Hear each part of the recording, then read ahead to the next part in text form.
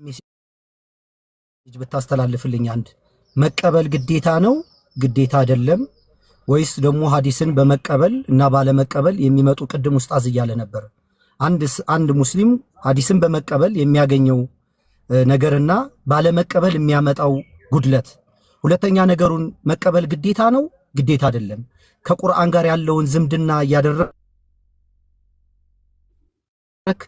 ተናገር ብሎ ነበር ምናልባት ሚስ አርጋው ከሆነ ቁርአን በራሱ በቂ ስላልሆነ ነው ሐዲሱ እንደማብራሪያ የተጠቀመው እንድንጠቀም የተደረገው ወይስ እንዴት ነው እዚህ ጋር ለሌሎችም ለኔም ክሊር የሆነ ሜሴጅ ብታስተላልፍ ወይም አንተ ወይ ኢንሻአላህ አይ ኡስታዙ ነው ይቀጥላል እኔ የሐዲስ መጀመል ጀመብ ነው ኢንሻአላህ አሁን ደግሞ መቀበሉ እንዴት ነው የሚለው ኢንሻአላህ እንድበታል ለዛ ነው አንድ ፖይንት ይቀራለኩት ኢንሻአላህ ቀጥሉ ኡስታዙ ነው አው ግን እንትኑን እኮ እንትን ብሏል ጠቅሷል ምናልባት እንደዚህ ጥቅላዊና ሰፋ ያለ ነገር ስለነበረ በደንብ አላስተዋልነውም ሊሆን ይችላል እንጂ ጠቅልጿል ማለት በሱረቱል አሽር ምዕራፍ 59 ቁጥር 7 ላይ መልእክተኛው የሰጣችሁን ነገር ተቀበሉ የከለከላችሁን ነገር ተከልከሉ ነው የሚለው አላህ በቁርአን ላይ በሱረቱ ኒሳ ምዕራፍ 4 ቁጥር 59 ላይም የሚያጨቃጭቅ ነገር ሲኖር የሚያከራክር ነገር ሲኖር ወደ አላህና ወደ መልእክተኛው መልሱት ይላል ወደ አላህ ሲባል ወደ ቁርአን ነው ወደ መልእክተኛው ሲባል ደግሞ ወደ ሐዲስ ነው ማለት ነው አላህ በቁርአን ውስጥም አወረደ ብሎ ያለው ኪታብ ብቻ አይደለም ጥበብንም ነው ሂክማንም ነው ያወረደው ኪታብ የተባለው ቁርአን ነው ሂክማ የተባለው ደግሞ የረሱል ሰለላሁ ዐለይሂ ወሰለም ሐዲስ ነው ማለት ነው በቁርአንና በሐዲስ መካከል ያለው ልዩነት ምንድነው ቁርአን መልእክቱም ቃሉም ያላህ ነው ሐዲስ ደግሞ መልእክቱ ያላህ ነው ቃሉ ወይም ደግሞ አነጋገሩ ስልት ያነጋገሩ ዘይቤ ወደ ቃላቱ በአጠቃላይ የረሱል ሰለላሁ ዐለይሂ ወሰለም ነው የተወዳጁ ነብያችን ነው ይሄ ነው ልዩነቱ ማለት ነው ልዩነቱ ቁርአን ያምላካችን ያላ ንግግር ነው በመላእክቱ ጅብሪል አማካይነት የመጣ ነው ከዛም በሻገር ደግሞ ሲቀራ ኢባዳ የሚፈጸምበት ነው ለረሱል ሰለላሁ ዐለይሂ ወሰለም የተሰጠ ታምርም ነው አላህ እንደሚጠብቀው ቃል የገባለት ነገር ነው ሐዲስ ደግሞ የረሱል ሰለላሁ ዐለይሂ ወሰለም ታምር ተደርጎ የተሰጠ አይደለም አላህ እንደሚጠብቀው ቃል አልገባለትም ከዛም ባሻገር ደግሞ ያንን ነገር ሐዲስ በማንበቡ በውስጥ ባለው ህግጋት በመተግበር አጅር ይገኛል እንጂ በማንበቡ በእያንዳንዱ ፊደል አጅር አይገኝበትም ማለት ነው ልዩነት አላቸው ወደዚህ ወደ 10 ወደ 12 የሚደርሱ ልዩነት አላቸው በሐዲስ መቀበል ግዴታ ነው አንድ ሙስሊም ረሱል ሰለላሁ ዐለይሂ ወሰለም የተናገሩትን በአቂዳና በፊቅህ ጉዳይ ላይ ማለትም በመሰረታዊ በአንቀጸ እምነት ላይና በአተገባበር ዙሪያ ላይ የተናገሩት ነገር ከልብ ወለድ ስለማይናገሩ እሳቸው የተናገሩትን ነገር መቀበል አንድ ሰው ሙስሊም ግዴታው ነው ባይቀበል የረሱል ሰለላሁ ዐለይሂ ወሰለም ሪሳላ ሙሉ ለሙሉ አልተቀበለም ተብሎ ነው የሚፈየደው ማለት ነው ኢንሻአላህ ኢምራን ከመመለስ በፊት ለሳላ እድሉ ልስጥና በዚህ ዙሪያ ላይ የሚጨምርበት ነገር ካለ ጀምርና አንተ ደግሞ ታጠቃልበታለህ ማጠቃለያ ተሰራበታለህ ማለት ነው ኢንሻአላህ ወንድም ሳላ ሰላም አለይኩም ሰላም ወራህመቱላሂ ኡስታዝ እሺ ሁላችሁንም ሰላም ብያለሁ ታርላ ከላይም ከታችም ያላችሁ ሙስሊም እንደማህቶች እሺ በዚህ ርዕስ ላይ ያ ኡስታዝ ዋሂድም ወንድም ኢምራንም ሰፋ አድርገው አብራርተዋል ባጭሩ አንድ ሙስሊም ሐዲስ መቀበል ላይ ግዴታ አለበት ወይስ የለበትም ለሚለው ግዴታ አለበት ነው ይሄም የጌታ አምላካችን ትእዛዝ መሆኑን ቅድም የተጠቀሰው አንቀጽ አለ እሱም በምዕራፍ 59 ቁጥር 7 ላይ ወማ አታኩም ረሱሉ ፈኹዙሁ ነው መልእክተኛው የሰጣችሁን ማንኛውን ነገር ያዙት ነው ያለው መልእክተኛው በዋነኛነት ሁለት ነገሮችን ሰጥተውናል አሊይም እንደተናገረው ከመልእክተኛው ሁለት ነገራቶች ቀርተዋል አለ አንደኛው ቁርአን ነው ሁለተኛው ደግሞ ሱና ነው ስለዚህ ወማ አታኩም ረሱሉ ፈኹዙ ብሎ የተናገረው አላህ ነው ቁርአን ላይ ነው ያለው መልእክተኛው የሚሰጣችሁ ነገር ተቀበሉ ብሎ ያዘዘው ማን ነው አላህ ነው መልእክተኛው ስንት ነገር ሰጥቶናል ሁለት ነገር ሰጥቶናል አንደኛው ቁርአን ነው ሁለተኛው ደግሞ ሱናው ነው ስለዚህ ሁለቱንም ነገር መያዝ የጌታ አምላካችን ትእዛዝ ነው አላህ ያዘዘውን ነገር ደግሞ መቀበል ከአንድ ሙስሊም ላይ ወይ ደግሞ በአንድ ሙስሊም ላይ ግዴታ ሆኗል ነው ወማ አታኩም ረሱሉ ፈኹዙ ወማ ነሃኩም አንሁ ፈንተሁ አለ መልእክተኛው የሰጣችሁን ነገር ያዙት መልእክተኛው የከለከላችሁን ነገር ደግሞ ተከልከሉ ብለዋል ስለዚህ መልእክተኛው አንድ ነገር የሚያዘው በቁርአን አይደለም ቁርአን ላይ የሚያዘው የሚከለክለው አላህ ነው መልእክተኛው የሆነን ትእዛዝ የሚያስተላልፈው በሐዲስ ነው መልእክተኛው የሆነ ነገር የሚከለክለው በሐዲስ ነው ቁርአን ላይ ተናጋሪው የትእዛዙ ባለቤት መራሱ አላህ ነው ስለዚህ የነብዩ ንግግር የእሳቸውን አስተምሮ ክልከላዎችንና ፍቃዶችን የምናገኘው በሐዲስ ላይ እንጂ በቁርአን ላይ አይደለም ቁርአን የጌታ አምላካችን ቃል ብቻ ነው ወማ አታኩም ረሱሉ ፈኹዙሁ ሲባል ይህን የነብዩን ሱና ያመላክታል ነው ቁርአን ላይ አንድ የምናገኘው ነገር አለ ምዕራፍ 2 ሱረቱል በቀራ ቁጥር 151 ላይ ከማ አርሰልና ፊኩም ረሱለን ሚንኩም የትሉ ዐለይኩም አያቲና ወዩዘኪኩም ወዩዐሊሙኩሙል ኪታበ ወልሕክማ ወዩዐሊሙኩም ማ ለም ተኩኑ ተዕለሙን የሚል ነገር አለ። መጽሐፍን ጥበብን የሚያስተምራችሁ መጽሐፍንና ጥበብን የሚያስተምራችሁ ይላል። ስለ ነቢዩ ሙሐመድ ይናገራል። አላህ ምን አለ? መጽሐፍንና ጥበብን የሚያስተምራችሁ።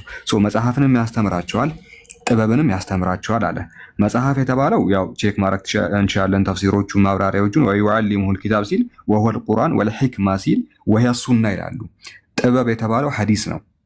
ምክንያቱም ቁርአን ውስጥ የምናገኘው ጥበቡ ሁሉ ነገር ትምህርቱም የአላህ ነው። በመልእክተኛው በኩል የምናገኘው ጥበብ ግን በሱና ውስጥ ነው የሚገኘው።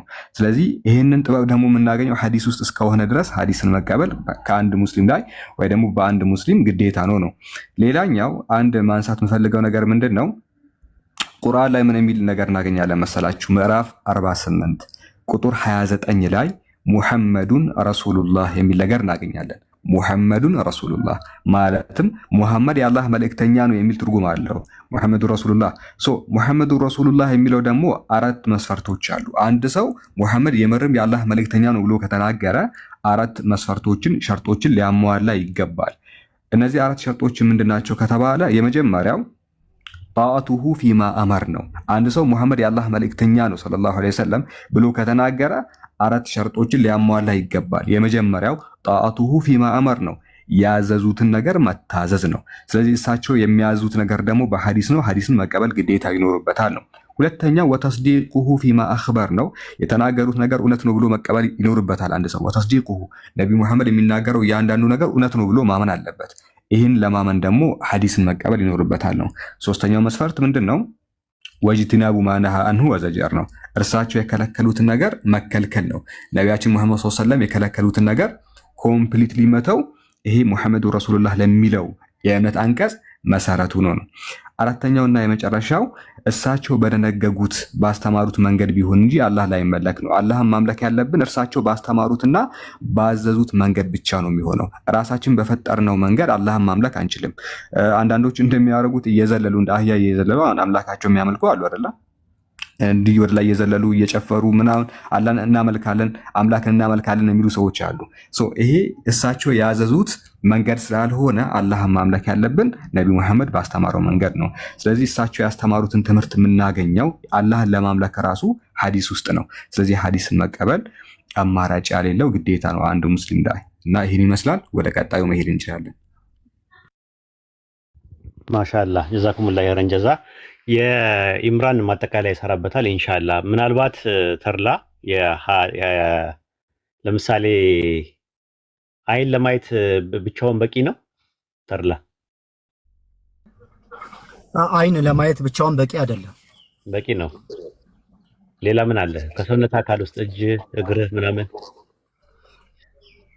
ለምንድን ይሄ በእኛ አባባል ምሳሌ ቢሆንም ወደዛ ሐሳብ አይን ልብ ካላየ አይን ቢያይ ትርጉም የለውም ይባላል። ልብና አይን ያደርጋቸውና ለማየት በቂ ናቸው ወይ? ለማየት በቂ ነው። ለማየት በቂ ነው። ግን አሁን በቂ ነው የሚለው ነገር ከምን አንጻር የሚለው ነገር ይታያል። እጅስ ያስፈልግሃል? አልገባኝም። ማለትም ያለውትን ነገር እርግጠኛ ለማድረግ ለመንካት ሰፖርት ሊያደርገኝ ይችላል። ገባኝ። ስለዚህ አሁን እጅ በቂ ነው ወይ አይን በቂ ነው ወይ አይደለም ብለህ ብትጠይቅ በቂ ነው ትላለህ። ግን እጅን ባገለለ መልኩ አይደለም አይደለ? እጅና እግርም ባገለለ ልክ እንደዛውኑ ቁርአን በቂ ነው ወይ ተብለህ ብትጠይቅ አዎ በቂ ነው ብለህ መመለስ ትችላለህ። ያ ማለት ግን አይንም እጅም በተርላ ውስጥ እንዳለ ሁሉ ሐዲስም ቁርአንም በአንድ መልእክተኛ ላይ ነው ያለው። የምትነጥለው ነገር አይደለም። ምንድነው ኤግዛምፕል ቤት ስታሰራና ስትሰራ ዲዛይን ስታሰራ ማስተር ፕላን የሚባል ነገር አለ። ያ ማስተር ፕላን ምንድነው? ቤቱ የሚሰራበት ነው። ስትራክቸራል ዲዛይኑ አለ፣ ከዛ በኋላ የኤሌክትሪካል ኢንጂነሪንግ አለ፣ ስትራክቸራል ዲዛይኑ አለ፣ እንደገና ደግሞ የአርክቴክቸራል የተለያየ ነገር አለ። ዲዛይኑ ላይ ሴክሽኖቹ አሉ ምናምን ነገር። ግን ውስጡ ምን ያህል ሲሚንቶ ያስፈልገዋል፣ ምን ያህል ብረት ያስፈልገዋል፣ ምን ያህል ጠጠር ያስፈልገዋል የሚለውን ስፔሲፊኬሽን የሚባል ነገር አለ። ሁለቱም የሚሰራው ግን አንድ ሰው ሊሰራው ይችላል፣ ሁለቱንም ማለት ነው። ያ ማለት ስፔሲፊኬሽኑ ዝርዝር ነው ያለበት ማለት ነው። ልክ ቁርአን ላይ እንደምታየው ነው፣ ማስተር ፕላን ነው እሱ። 5 ወቅት ሰላት ይነግርሃል። ሰላተል ፈጅር፣ ሰላተል ዙህር፣ ስማቸውን ይጠቅስልሃል በተለያየ ቦታ ላይ ማለት ነው። ግን ሰላተል ፈጅር ላይ ስንት ረካ አለ፣ ዙሁር ላይ ስንት አለ፣ መግሪብ ላይ ስንት አለ የሚለውን ዝርዝሩ የምታገኘው ሐዲስ ላይ ነው የምታገኘው። ስለዚህ ያኛውን ቁርአንን እንደ ማስተር ፕላን ነው፣ ይሄኛው ደግሞ እንደ ስፔሲፊኬሽን ተደርጎ ነው የተቀመጠው። ሁለቱም ግን ቢነጣጠሉ ነገሮች አይደሉም። ራሱ ነጥላ አይደለም። ቁርአን በቂ ነው ወይ ተብሎ አንድ ሰው ቢጠይቀው አዎ በቂ ነው። ከምን አንጻር ነው እየተናገርክ ያለው? ከሌላ መጽሐፍ አንጻር ነው እየተናገርክ ያለው። ግን ስለ ሐዲስ ስታወራ ደግሞ ሐዲስም ቁርአንም ምንጫቸው አንድ ነው። ሁለት የተለያየ ምንጭ ቢሆን ነው ኖሮ ነበረ ተጨማሪ አያስፈልግም ያስፈልጋል ብለን የምንለው ማለት ነው። ለምሳሌ ባይብል ላይ ስትመለከቱ 66 በቂ ነው ሰዎች ሲሉ 66 ሰዎች የጻፉት መጽሐፍ ስላለ ነው። የተለያዩ ሰዎች ናቸው የጻፉት።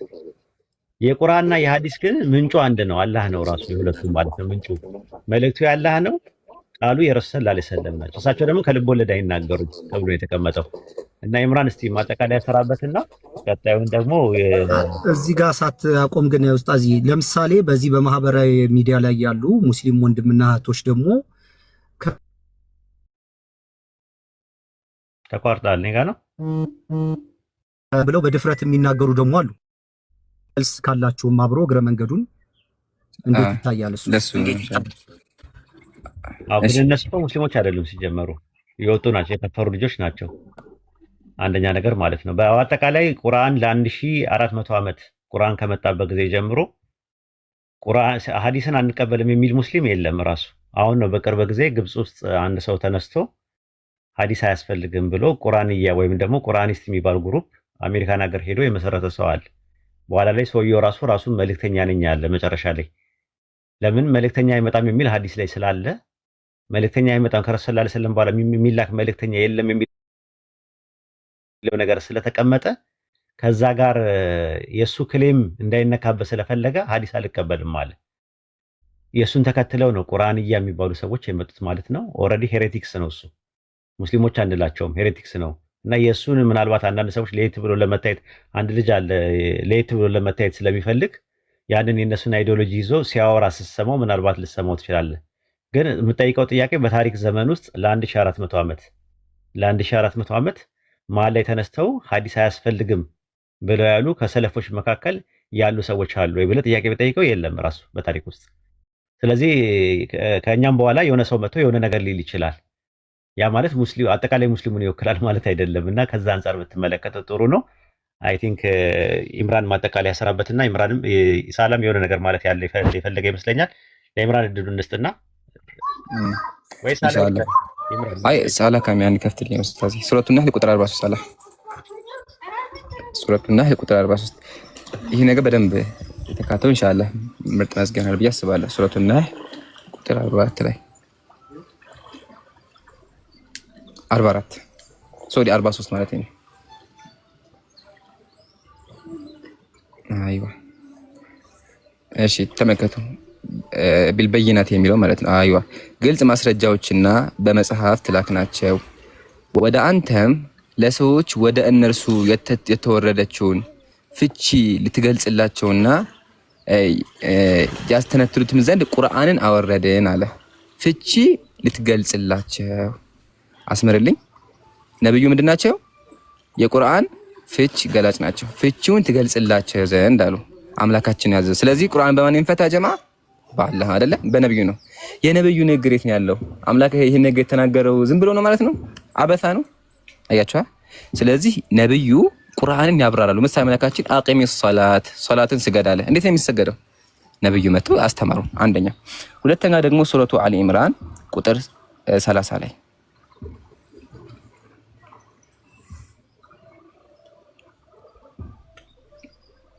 በላቸው አለ። አሁን ይሄን በደንብ አዳምጡ። በላቸው አለ ቁጥር 31 አድርገው አረበኛው 31 ከስር ያለው ማለት ነው። በላቸው ቁል ኢን ኩንቱም ትሒቡነ አላህ እናንተ ሰዎች ሆይ አላህን የምትወዱ ከሆነ ፈተቢዑኒ እኔን ተከተሉኝ ዩሕቢብኩሙላህ አላህ ይወዳችኋልና ኃጢአታችሁንም ለእናንተ ይምራል አለ። ስለዚህ ሙስሊሞችን ማድረግ አለብን። ያ ጀማ ኮሜንት ጻፉ። ማድረግ አለብን ነብዩን መከተል። አምላክ ነብዩን ተከተሉኝ በላቸው አለ። ስለዚህ ማድረግ አለብን የአምላካችንን ቃል ሰምተን መከተል አለብን። ማሻአላህ። የማይከተል ሰው ምንድነው? እንመልከታ። የማይከተል ሰው ደግሞ ሱረቱ ኒሳ ቁጥር 13 ላይ እስቲ የማይከተል ሰው ምን ያጋጥመዋል? እንመልከት። ሱረቱ ኒሳ። እሺ እነዚያ የአላህን ውሳኔዎች ናቸው። አላህንና መልእክተኛውን የሚታዘዙ ሰዎች ማንና ማንን?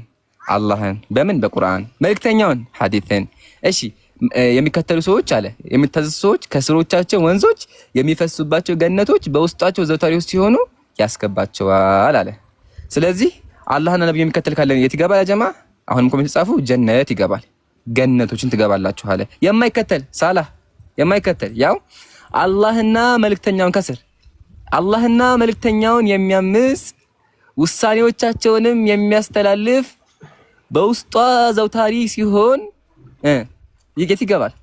እሳት ይገባል። ዘጋም በቃ። ይሄን የተናገረው ማን ነው? አምላካችን።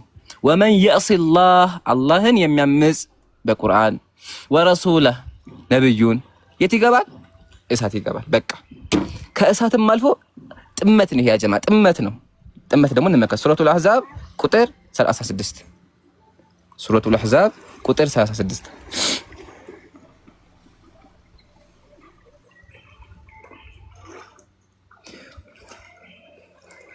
እሺ ወማ ካነ ሊሙእሚኒን ወላ ሙእሚና አላህና መልእክተኛው አሁንም አስመርልኝ ሳላህ አላህና መልእክተኛው እሺ መልእክተኛው ምን ባደረጉት ነገርም በፈረዱ ጊዜ ለምእመናንና ለምእመናት ከነገራቸው ለእነርሱ ምርጫ ሊኖራቸው አይገባም። አምላካችን ቁርአን ላይ ካዘዘን ነብዩ ካዘዙን ምርጫ ሊኖረን አይችልም። ያ ጀማ ዘጋም በቃ ነብዩ ይሄን ነገር አስተማ ምሳሌ በዚህ መንገድ አድርጉ ካሉ ይሄን ማድረግ እኛ ማድረግ አለብን። ምርጫ የለንም። እንቀጥል። የአላህና የመልእክተኛውን ትእዛዝ የጣሰ ሰው ምን ያጋጥመዋል? ግልጽ የሆነ መሳሳት በእርግጥ ተሳሳት አለ። ፈቀድ ضل ضلالا ሙቢና በጣም ትልቅ መሳሳት ነው። ይሄ ጥመት ضلال ነው። አምላካችን ضلال ብሎ የገለጸው ምን ማድረግ? የነብዩን ፍርድ አለመቀበል፣ የነብዩን ንግግር አለመቀበል፣ ቁርአን አለመቀበል ኢንሳሐ ማለት ነው። ጀዛኩሙላህ ዘጋ በቃ ይሄ ነው ፖይንቱ።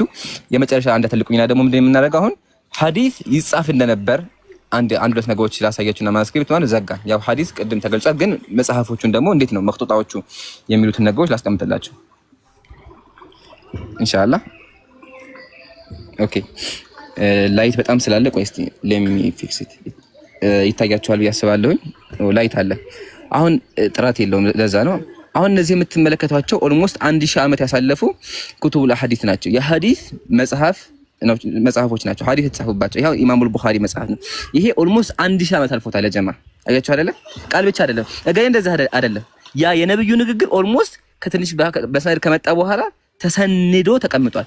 ኢማሙል ቡኻሪ ረህመቱላሂ ዐለይሂ ሐዲስ ጽሑፍ ይገርማቸዋል። ለእያንዳንዱ ሐዲስ 2 ረካዓ ይሰግዳሉ። መካ ላይ ተቀምጠው ባይዘዊ መካ ብትሄዱ መስጂዱል ቡኻሪ አሁን ድረስ አለ።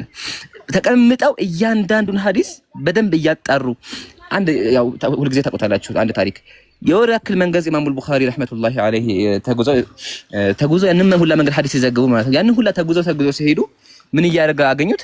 ፈረሱን እያታለለ ባዶ ሳህን አድርጎ እንደዚህ እንድመጣለት ያታላታል። ይሄን አዩና ምን አሉ? ለፈረሱ ያልታመነ የነብዩ ሐዲስ ላይ እንዴት አምነዋለሁ አሉ። ሰውየው እኮ ለመያዝ ነው፣ ግን በቃ እየዋሸን ያለው ባዶ ሳህን ነው። ይሄን ያክል ጥንቃቄ ያለበት ነው። አንድ ታላቅ ሼክ አሉ። ታላቅ ሼክ ራሱ ሲመዘው ለሆቴ የሚመዘውት በምን ከሸመገሉ በኋላና ከመሸምገላቸው በፊት ይባላል። ምሳሌ በጣም ታላቅ አሊሞች አሁን ምሳሌ መሐመድ ኢብኑ ኢስሐቅ ማለት ያ ጀማ ኦልሞስት 2ኛ ሴንቸሪ አካባቢ የነበረ ሙአሪኽ ሙሐዲስ ነው። ኢማም ቡኻሪ ሐዲሱን ዘገበውለታል። ግን ሲዘገቡለት ይገርማችኋል። እሱ ሰውዬ ራሱ ሐዲሱ ለመዘገብ ምን ያስፈልገዋል? ሐደተና ቃል በቃል ሐደተኒ ነገረኝ ብሎ እርግጠኛ ሆነበት ነው እንጂ አን ካለ የለም በቃ አና ነው ከገሌ ካለ ወደዛ ሄደ በቃ የለም። ታላቅ ሼክ ነው። በጣም ትልቅ መምህር ነው። ሙሐዲስ ነው። ሙአሪኽ ነው። በጣም የታሪክ መጽሐፎች አሉት። አክቹአሊ የነብዩን ታሪክ ጽፏል። እንደዛ እንኳን ቢሆን ቃል በቃል ኢለም ይصرح بالسماع የለም በቃ መስማቱ እርግጠኛ ከሆነ የለም። ሼክ ናቸው የለም። እሱን ተውት እረሱ ከረሱም የለም። መጽሐፋቸው ተቃጠለባቸው። መጽሐፍ አላቸው ግን ተቃጠለባቸው የለም። እና ሐዲሳችን በዚህ መንገድ ነው እየተጻፈ ይሄው ሙሉ ጎግል ላይ ገብታችሁ ሰርች ብታደርጉ ፒዲኤፍ አለ። አያችኋ ይሄ ኢማሙል ቡኻሪ መጽሐፍ ነው። ኦልሞስት 1000 ዓመት አሳለፈ። እያንዳንዱ ማስክሪፕቶችን ማሳየት እንችላለንና ከቃልም አልፎ በዚህ መንገድ ተዘግቧል የሚለውን እንድትመለከቱ ነው። ጀዛኩሙላህ በቂ ነው ብዬ አስባለሁ። ተፈضሉ ኢንሻአላህ። ሰላም አለይኩም ኢምራን ወንድማችን ሰላም እንዲሁ በተመሳሳይ ጀዛከላህ ኸይረን ጀዛ። የዚህ 1900 ሰው አለ። ማንኛውም እስልምና ላይ ጥያቄ ሲኖራችሁ ወይም ደግሞ መማር ማወቅ የምትፈልጉ ክርስቲያኖችም ሙስሊሞችም ካላችሁ ፎሎ አድርጓቸው፣ እዚህ ታች ያሉትንም እኔንም ጨምሮ ማለት ነውና ማንኛውም ጥያቄ ከቤተሰቦቻችሁ መካከል የከፈረ ሰው እንኳን ካለ የመመለስ ቻንስ አለው እኛ ጋር መጥቶ ኢንሻአላህ። በጣም ቀላል ነው። የከፈሩ ሰዎች ካሉ ትሪት የሚደረግበት ሜካኒዝም የተለየ ነው። አንድ ክርስቲያን ሲመጣ የምናወራበት ሜካኒዝም የተለየ ነው። አንድ ሙስሊም ሲመጣ የምናወራበት ሜካኒዝም የተለየ ነው። ስለዚህ አምጡ። ማንኛውም ጥያቄ ሲኖራችሁ ሙስሊሞች ፕሊስ ጥያቄዎቻችሁን ፎሎ አድርጉንና ሁላችንንም ጥያቄዎቻችሁን እንመልሳለን። ክርስቲያኖችም በንጽጽር ደረጃ ይሁን የራሳችሁ ሃይማኖትም ላይ ሊሆን ይችላል፣ እስልምና ላይ ሊሆን ይችላል፣ ቁርአንና ሐዲስ ላይ ሊሆን ይችላል፣ የፈጣሪ ሐሳቢ ላይ ሊሆን ይችላል። የፈለጋችሁትን ጥያቄ መጠየቅ ትችላላችሁ ማለት ነው። ምንም ኤክስኪውዝ የለውም። ጥያቄ የሚያስፈራ ጥያቄ የሚባል የለም። ምንፈራው ጥያቄ የለም። የሚፈራ ሐሳብ የለም። ጊዜው የሐሳብ ነው። ጊዜው የሐሳብ ገበያ ላይ ነው ያለ ነው። 21ኛው ክፍለ ዘመን ላይ ነው ያለ ነው። በመነጋገር ምናምን ትውልድ ነው አሁን አዲሱ ትውልድ ማለት ነው። ስለዚህ በመነጋገር ነው። ማንኛውም ጥያቄ የሚያስፈራ ነገር የለም። ተርላ የፈለገውን ጥያቄ መጠየቅ ይችላል፣ መብት አለው። ለመጠይቃለ የሚባል የሚታፈንበትም ዘመንም አይደለም ዘመኑ ማለት ነው። ስለዚህ ለማሸማቀቅ እንትን ለማለት ለማሳቀቅ ለማሳጣት የምትሞክሩ ሰዎች አይሳካላችሁም ማለት ነው። ምንም ኦፕን የሆነ ማይንድ ነው ያለው፣ ክፍት የሆነ አይምሮ ነው ያለው። ዝም ብሎ እውር ድንብር የሆነ ጸለምተኛ ሙግት ተቀበል የሚባል አይደለም። ኦፕቲሚስቲክ የሆነ አፕሮች ነው ያለው። ፔሲሚስቲክ የሆነ ነገሮችን አይፈልግም። ኦፕቲሚስቲክ ማለት በመረጃና በማስረጃ መሞገትም መሟገትም የሚችል ሰው ነው።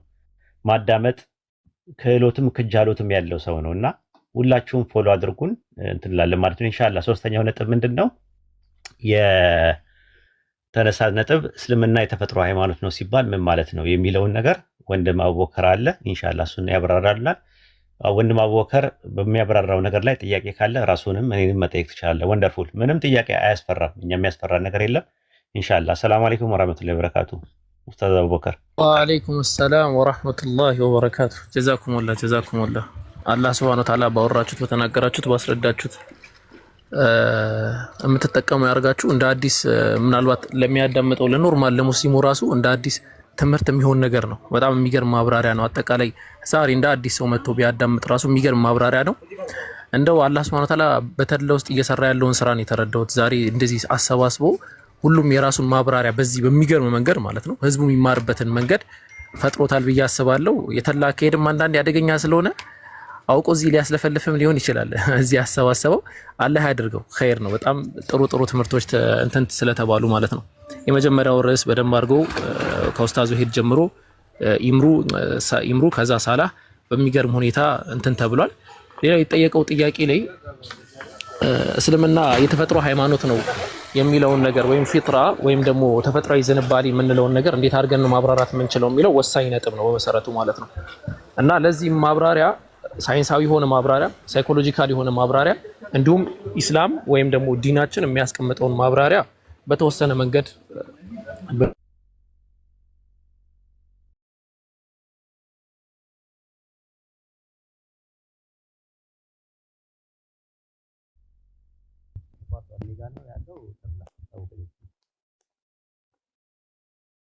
አቡኪ ተቋርጧል።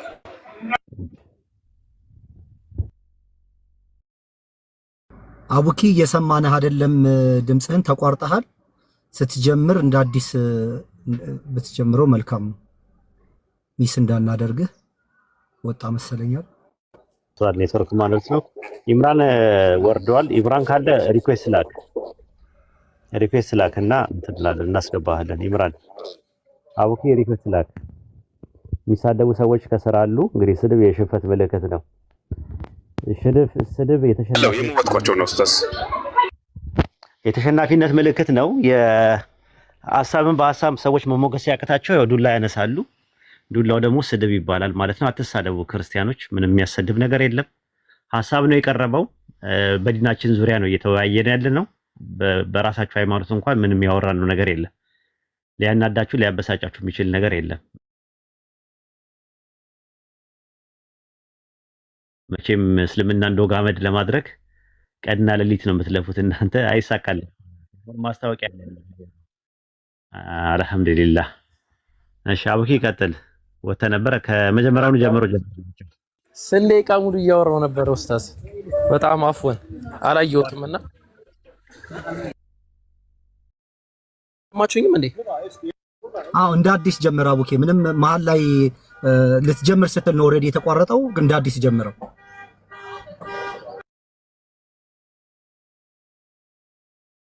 ኦኬ ኢንሻአላህ። እሺ ኢንሻአላህ ለኸይር ነው። ያው የመጀመሪያ ኢንትሮ ኤንድ ስላደረኩኝ ወደ ሐሳቡ ነው ቀጥታ ምገባው ማለት ነው። ሐሳቡ ላይ ያስቀመጥኩት የሆነ ነጥብ ነበር።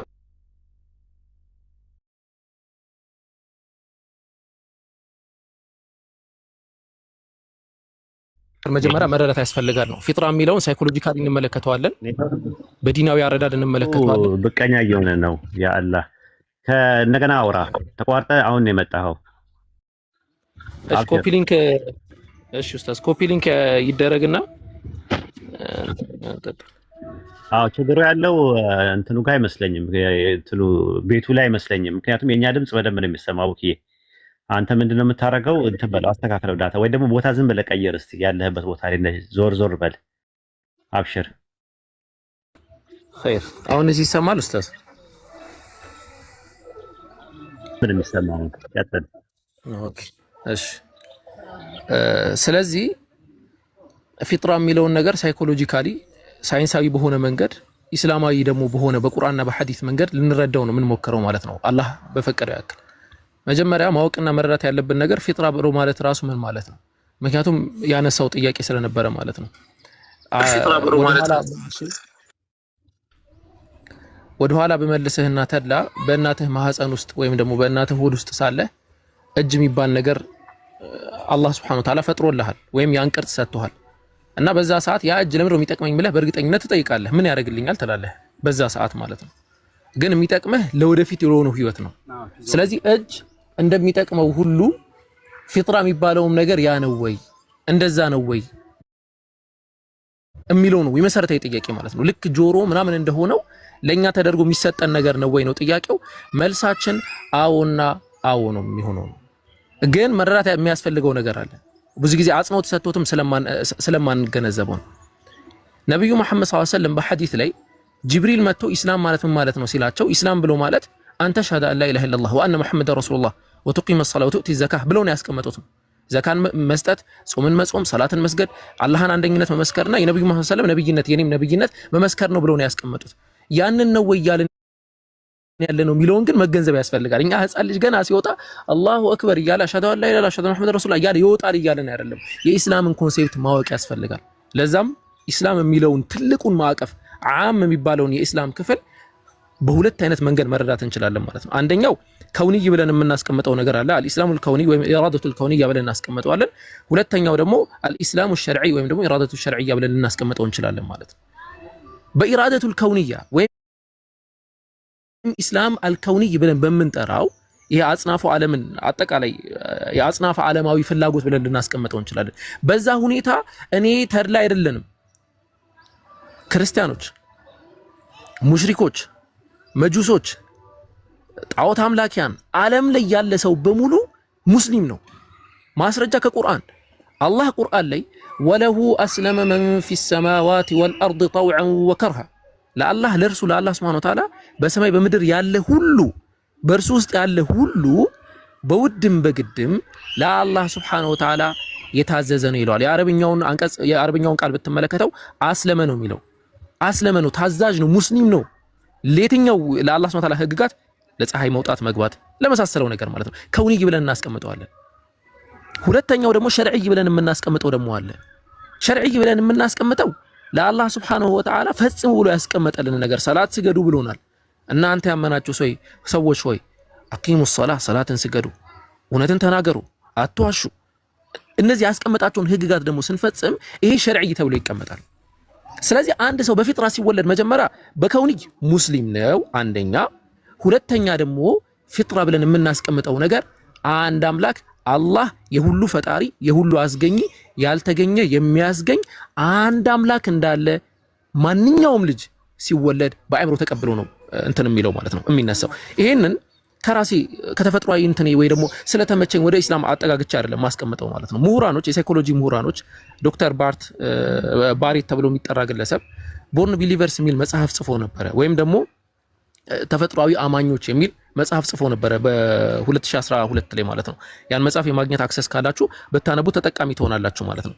እና መጨረሻ ላይ ያስቀመጠው ነገር ምንድነው? ኢማናችሁ እንዲጨምር ነው ይሄንን ታሪክ ምነግራችሁ። ምርምር ከተደረገ በኋላ ኤክስፐሪመንት ከተደረገ በኋላ መጨረሻ ላይ የተገኘው ነገር አንድ ሰው በተፈጥሮ ደረጃ ህፃናት HADD የተባለ በደንብ አስተውሉ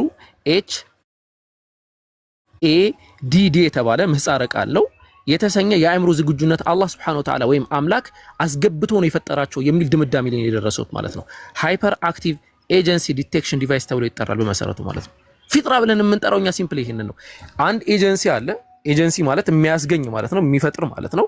ያን አካል ዲቴክት የማድረግ ያ አካል አምላክ አለ ብሎ የማመን ፊጥራ አላህ Subhanahu Wa Ta'ala ሰጥቷቸው ነው የተፈጠሩት በተፈጥሮ ደረጃ ማለት ነው። አላህ ምን አለ? ሱረቱ ሩም ምዕራፍ 30 አንቀጽ 30 ላይ ወደ እውነት ተዘንባይ ሆነ ፊትህን ለሃይማኖትህ ቀጥ አድርጋል። ይሄ ምንድነው አለ? ይህች አላህ Subhanahu Wa Ta'ala የፈጠረባት ፍጥረት ናት አለ። ፍጥረት አላህ التي فطر الناس عليها አላህ Subhanahu Wa Ta'ala የፈጠረበት ፍጥራ ነው አለ። ተፈጥሯዊ ዝንባሌ ሰጥቷቸው ነው እንደዛ የፈጠርናቸው ነው አላህ Subhanahu Wa Ta'ala ያስቀመጠው ማለት ነው።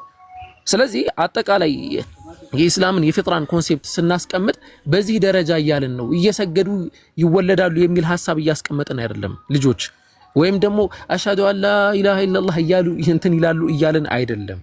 ነገር ግን አላህ Subhanahu Wa Ta'ala አንድ አምላክ መኖሩን የመቀበልን ነገር በውስጣቸው ያደርግላቸዋል እያልን ነው። ይሄ ተፈጥሯዊ ዝንባሌ ወይም ደግሞ ፊጥራ ብለን እናስቀምጠዋለን። ነብዩ መሐመድ ሰለላሁ ዐለይሂ ወሰለም ሰሂህ ሙስሊም ሐዲስ ቁጥር 2868 ላይ እንዲህ ብለው ያስቀምጡልናል። ዒያድ በዘገበው ሐዲስ ላይ ማለት ነው። ጌታዬ ዛሬ ካስተማረኝ እናንተም የማታውቁት የሆናችሁን እንዳስተምራችሁ አዞኛል። ምንም ይለውን ለባሪያ የሰጠሁት ገንዘብ ሁሉ ለእርሱ ሐላል የተፈቀደ ነው አላህ Subhanahu Wa Ta'ala። እኔ ባሮቼን ሁሉ ቀጥተኞች አድርጌ ፈጥሬያቸዋለሁ። አረብኛው ቃል ሁነፋ ብሎ ነው የሚያስቀምጣቸው። ሐኒፍ ሆኖ በሐነፍ መንገድ ላይ ፈጥሬያቸዋለሁ ማለት ነው። ነገር ግን ሰይጣናት መጡና ከሃይማኖታቸው አወጧቸው። እኔም ለእነርሱ የፈቀድኩላቸውን እርም አደረጉባቸው። በእነርሱም ላይ ምንም ማስረጃ ባላወረድኩበት ነገር በእኔ እንዲያጋሩ አዘዟቸው ብሎ ነው ያስቀመጠው። የሰው ልጅ ምድራዊ ተፈጥሮ በራሱ ይሄ ፍጥራ የሚለውን ነገር ከዛ አንፃር የሚያብራሩ ዑለሞች ስላሉ ምድራዊ ተፈጥሮ ራሱ ልክ አደም እዚህ ምድር ላይ ሲመጣ ከሱ ጀምሮ ምንድን ነበረ? ተፈጥሯዊ ዝንባሌው የኢስላም አስተምህሮ ብለን የምናስቀምጠው ነገር ነበረ ማለት ነው። በኋላ ላይ ግን በኑህ ዘመን እኛም እንደምናውቀው ኩሉና ምንድነው የቁርአን አንቀጹ ሱረቱል በቀራ ምዕራፍ 2 አንቀጽ 213 ላይ ኩሉን ምንድን ነበረ የቁርአን ካነ الناس امه واحده ብሎ አላህ ያስቀምጣል።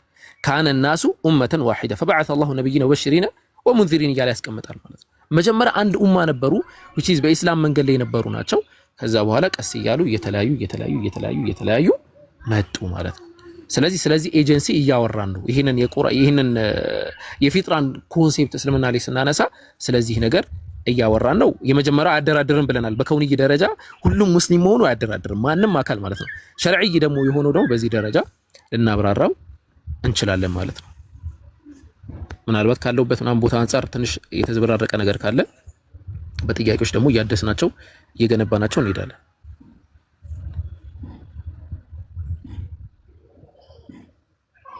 በለው አሁንም አልተሰማም። ጀዛከላሁ ኸይር። አይተሰማም። አቡኪ ወአለይኩም ሰላም ወራህመቱላህ ባረከላሁ ፊክ። ጥሩ ማብራሪያ ነው። ኡስታዝ ቀጥሉ። ጃቢር ምሳላ አልችልም። እሺ ከዚህ በኋላ ስራ ላይ ነኝ። ሊድ አድርጉት የሆነ ሰው ወይ ሳላ ወይ ጃቢር ፋሲሊቲ አድርጉት ቤቱን። ዝም ብሎ ገስት ላይ ይቀመጥ አካውንቱ። አልችልም። ከአንድ ሰዓት በኋላ እመጣለሁ። እሺ ኢንሻአላህ ከተዘጋ ደግሞ ኢንሻአላህ ሌላ ቤት እመጣለሁ። ወሰላሙ አለይኩም። ወአለይኩም ሰላም ወራህመቱላህ። ጃቢር ቀጥል። እሺ ሰላም አለይኩም ወራህመቱላሂ ወበረካቱ ብያለሁ። ያ ጀማ እንዴት ናችሁ? ታዴ ሰላም አለይኩም ብያለሁ።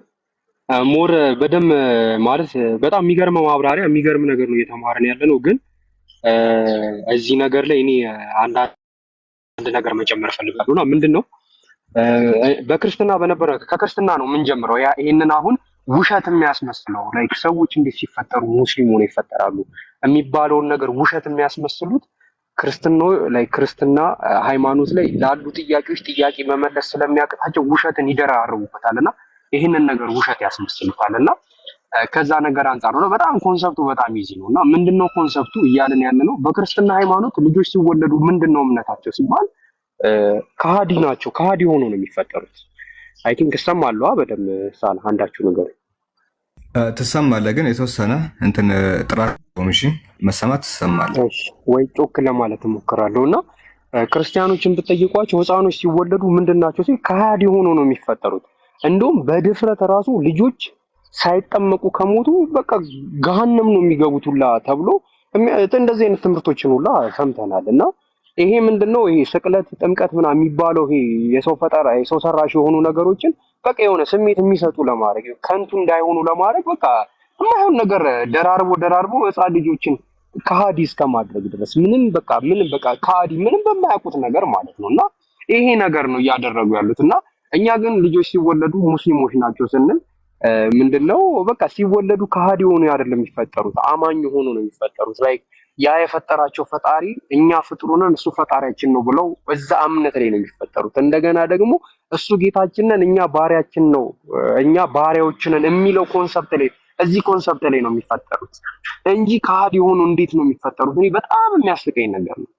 እና ምንድነው ያጀማ ሁላችሁም ፎከስ ማድረግ ያለባችሁ ነገር እስልምና ሃይማኖት ቅድም ከንዊኒና ሸሪዒ የሚባል ነገር አለ። ከንዊኒ ማለት እንትን ፊጥራ ወይ ደግሞ ከንዊኒ የሚባሉት ነገሮች ምንድናቸው? ሰዎች በተፈጥሮ ሲወለዱ ከሃዲ ሆኖ አይደለም የሚፈጠሩት፣ አማኝ ሆኖ ነው ያንን አምላክ አማኝ ሆኖ ነው የሚፈጠሩት። እና ካደጉ በኋላ ነው ወይ የሚያስክዷቸው ወይ ደግሞ የሸሪዒ ማለት ላይ ህግጋትን መጽሐፍትን የተላኩላቸው መልእክተኞች እንደገና ደግሞ በዛ መልእክተኛ በኩል ከአምላክ የተሰጣቸውን መጽሐፍ አንብቦ ምናምን ነገር የተለያየ የዲን እውቀቶችን አካብተው እምነታቸውን የሚያጠናክሩበት ነገር ነው። እና ምንድነው ነብዩ መሐመድ ወደ ምድር ከመምጣታቸው በፊት በቁርአን የሚተዳደሩ ሙስሊሞች አልነበሩ። ምክንያቱም ቁርአን የሚባለው መጽሐፍ ወይ ደግሞ ፉርቃን የሚባለው መጽሐፍ የመጣው በነብዩ መሐመድ ዘመን ነውና ከዛ በኋላ ያሉ ዘመኖች በቁርአን የሚተዳደሩ ሰዎች ናቸው። ከዛ በፊት ታዲያ ሙስሊሞች አልነበሩም ከሆነ ጥያቄ ሙስሊሞች ነበሩ፣ ግን የየራሳቸው መተዳደሪያ አላቸው።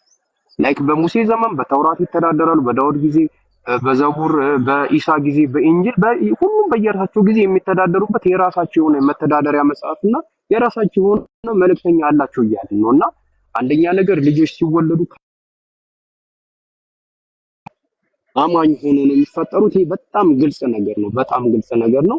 ሌላው ደግሞ በዚሁም አጋጣሚ እስልምና የጀመረው ከነብዩ መሐመድ በኋላ ነው የሚሉ ሰዎች አይ አይደለም፣ ከዛ በፊት ይህንን የዓለማቱን ጌታ ምድርን የፈጠረውን ጌታ የሚገዙ ሰዎች ነበሩ። እነሱ ሰዎች ደግሞ ሙስሊሞች ይባላሉ። እና እነዛ ሙስሊሞች ደግሞ የራሳቸው የሆነ መተዳደሪያ ከአምላካችን ከአላህ የመጣ እንትን መጽሐፍ አላቸው፣ የራሳቸው የሆነ መልእክተኛ አላቸው ለማለት ነው። አይ ጀዛከላሁ ኸይር ጃቢር። ኡስታዝ አበማአያ እዚህ ላይ የምትጨምሩት ነገር ካለ?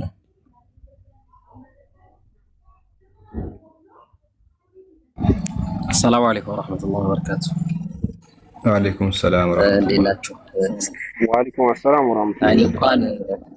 እኔ እንኳን በጣም ብዙ የምጨምረው ነገር የለኝም።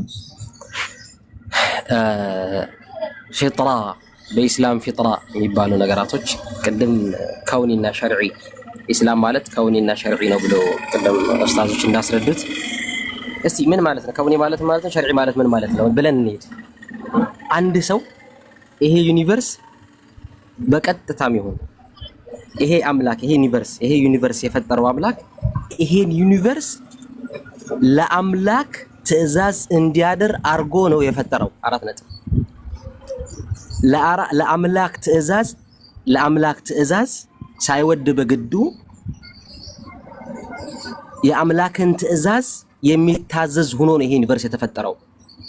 ማስረጃ ለምሳሌ አንድ ሰው ከአምላክ ትዕዛዝ ውጭ አምላክ እሱን ከፈጠረው ውጭ ለምሳሌ አምላክ እሱን ከፈጠረው ውጭ እኔ እጄ ግንባሬ ላይ ነው ሆኖ መፈጠር አለበት ብሎ የሚያስብ አካል አለ? እጄ መፈጠር ያለበት ግንባሬ ላይ ነው ብሎ ያላለ? ይሄ ሰውነታችን አካላቶች በአጠቃላይ ለአምላክ የታዘዙ ናቸው። አምላክ እንደዚህ አድርጎ ከፈጠረን በኋላ እነዚህን የተፈጠርንበትን ፍጥረት መቀየር አንችልም። ለምሳሌ አንድ ሰው አይኔን እግሬ ላይ ነው ማለት ይችላል? ይሄ ማለት ለአምላክ ትእዛዝ አድሯል ማለት ነው። ሰውነቱ በአጠቃላይ አለይኩም ሰላም። እነዚህ ፍጥረቶች አላህ Subhanahu Wa Ta'ala ይሄን ዩኒቨርስ ሲፈጥር ለሱ ትእዛዝ እንዲያድር አርጎ ነው የፈጠረው። ይሄ ምን ተብሎ ይጠራል? ለአምላክ እጅ መስጠት። ለአምላክ እጅ መስጠት ምን ተብሎ ይጠራል? ሙስሊም ተብሎ ይጠራል። ይሄ ከውኒ ይባላል። ምን ተብሎ ይጠራል? ይሄ ከውኒ ይባላል። ለዚህም ነው እነዚህን ፍጥረታቶች ኩሉ መውሉድን ይውለዱ ዐላ አልፊጥራ እያንዳንዱ ሰው የሚወለደው በፊጥራ ነው አለ። በሰሊም ይሆን አባት ነው። ወአበዋሁ አባቶቹ አለ ይሐዊዳኒሂ አባቶቹ ይሁዳ ያደርጉታል፣ አው ይነስራኒሂ ወይ ነሳራ ያደርጉታል፣ ክርስቲያኖች ያደርጉታል፣ አው ይመጅሳኒሂ ወይ ምሳት አምላኪ ያደርጉታል። ቤተሰቦቹ እንጂ ልጁ በአጠቃላይ ሲፈጠር የሚፈጠረው የአምላክን ትእዛዝ አክብሮ ነው። የአምላክ በአምላክ ህግ ነው የሚፈጠረው። ከአምላክ ህግ ውጭ ሊወጣ አይችልም። ያ በአምላክ ህግ ውጭ የተፈጠረው ልጅ ለአምላክ እጅ ተሰጥቶ ነው የሚፈጠረው። ከዛ በኋላስ ማምለክ እንዴት ነው ማምለክ እንዴት ነው አምላክን ማወቅ ያለብኝ የሚሉት ነገራቶች ግን ሸሪዒ ይባላሉ። መልእክተኛ ተልኮ አምላክ ይሄ ዩኒቨርስ የፈጠረ አምላክ ይሄ አምላክ አምልኮት ይገባዋል ሲባል እንዴት ነው መመለክ ያለበት ሲባል እንዴት መመለክ እንዳለበት የሚያስተምራቸው መልእክተኛ ይልክላቸዋል። ለዚህም ነው ወማ አርሰልና ሚን ረሱልን ኢላ ቢሊሳኒ ቀውሚሂ ሊዩበይነ ለሁም አንድን መልእክተኛ አላክንም መልእክተኛው የተላከላቸው መልእክተኛው በቋንቋቸው እነሱ አምላክ እንዴት እንደሚመለክ ሊያስረዳቸው ካልሆነ በቀር ይላል። አምላክ እንዴት መመለክ እንዳለበት አምላክ ነው የሚነግረው። በዚህ መልኩ አምልኩ ይብሎ አምላክ ነው የሚነግረው። አምላክ ለኛ በነገረን መልኩ ያ ያወቅነውን አምላክ በዛ መልኩ እናመልከዋለን። አውጣቻል ያ ያወቅነው ይሄን ዩኒቨርስ የፈጠረ አንድ አምላክ አለ። አዎ አለ። ያ አምላክ የፈጠርንበት ዓላማ ምንድነው? እኔ ልታመልኩኝ ነው ብሏል። ልናመልክ ሲገባ እንዴት ነው የምናመልክ? እንዴት እንደምታመልኩኝ መልእክተኛ ልኬላችሁ ክፉን ከደጉ ለይታችሁ የሚያስተምራችሁ መልእክተኛ ልክላችኋለሁ አለ። ያ ምን ተብሎ ይጠራል? ሸሪዒ ተብሎ ይጠራል። የተላከልን መልእክተኛ መከተል አምላክን Subhanahu Wa Ta'ala ለአምላክ እጅ መስጠት አልፎ አምላክ እንዴት እንደሚመለክ ያላከልን መልእክተኛ ደግሞ የሚያስተምረን መልእክተኛ ሸሪዓዊ ይዞ ይመጣል። መልእክተኛው የምንመራበትን ህግ ይዞ ይመጣል ማለት ነው። ይሄ ነው ሸሪዒ ማለት። ለምሳሌ ይሄ ዩኒቨርስ ካስተማረን በኋላ ይሄን ዩኒቨርስ የፈጠረው አምላክ ደግሞ ተመላኪነት ይገባዋል ትላለህ። ምክንያቱም ዝም ብሎ ለከንቱ የተፈጠርን ሰዎች አይደለንም እንጂ አንድ ልጅ ሲፈጠር ልክ ከናቱ ማህፀን ሲወጣ አሽሀዱ አላ ኢላሃ ኢላላህ ወአነ ሙሐመድን ረሱሉላህ ብሎ ይወጣል የሚል አንድም ሙስሊም አስተምሮ የለም። እንደዚህ አይደለም እንለው። ያ ልጅ ሲወጣ ግን መውጣት የምፈልገው ከማህፀን አይደለም ማለት ግን አይችልም። የአምላክ ትእዛዝ ነው፣ የአምላክ ፍቃድ ነው። አምላክ በዛ መልኩ ነው የፈጠረው። ይሄን በዚህ መልኩ አልፈጠረም ማለት አይችልም። የፈጠረው አምላክ በማህፀን ሲንከባከብ የነበረው አምላክ ማን እንደሆነ የሚያስተምረው ግን መልእክተኛ ያስፈልገዋል። ስለዚህ ከዛ አንፃር ነው ያ መልእክተኛ ነው። ለዚህም ነው አባቶቹ ተነስተው አንድ ልጅ ይሁዳ ያደርጉታል፣ አንድ ልጅ ነሳራ ያደርጉታል እንጂ በፊጥራ የሚወለዱ ህፃናቶች በአጠቃላይ አማዞን ጫካ ውስጥ ብትሄዱ ምንም ቦታ ላይ ምንም ያልተማሩ ራቁታቸውን አካላቶች ብትሄዱ እነዛ ሰዎች አንድ አምላክ እንዳለምና ፈጣሪ የሆነ አካል እንደፈጠራቸው ያምናሉ። ያ አምላክ ግን የሚያውቁበት መንገድ የሚያስተምራቸው መልእክተኛ ይላክላቸዋል ነው የምንለውኛ።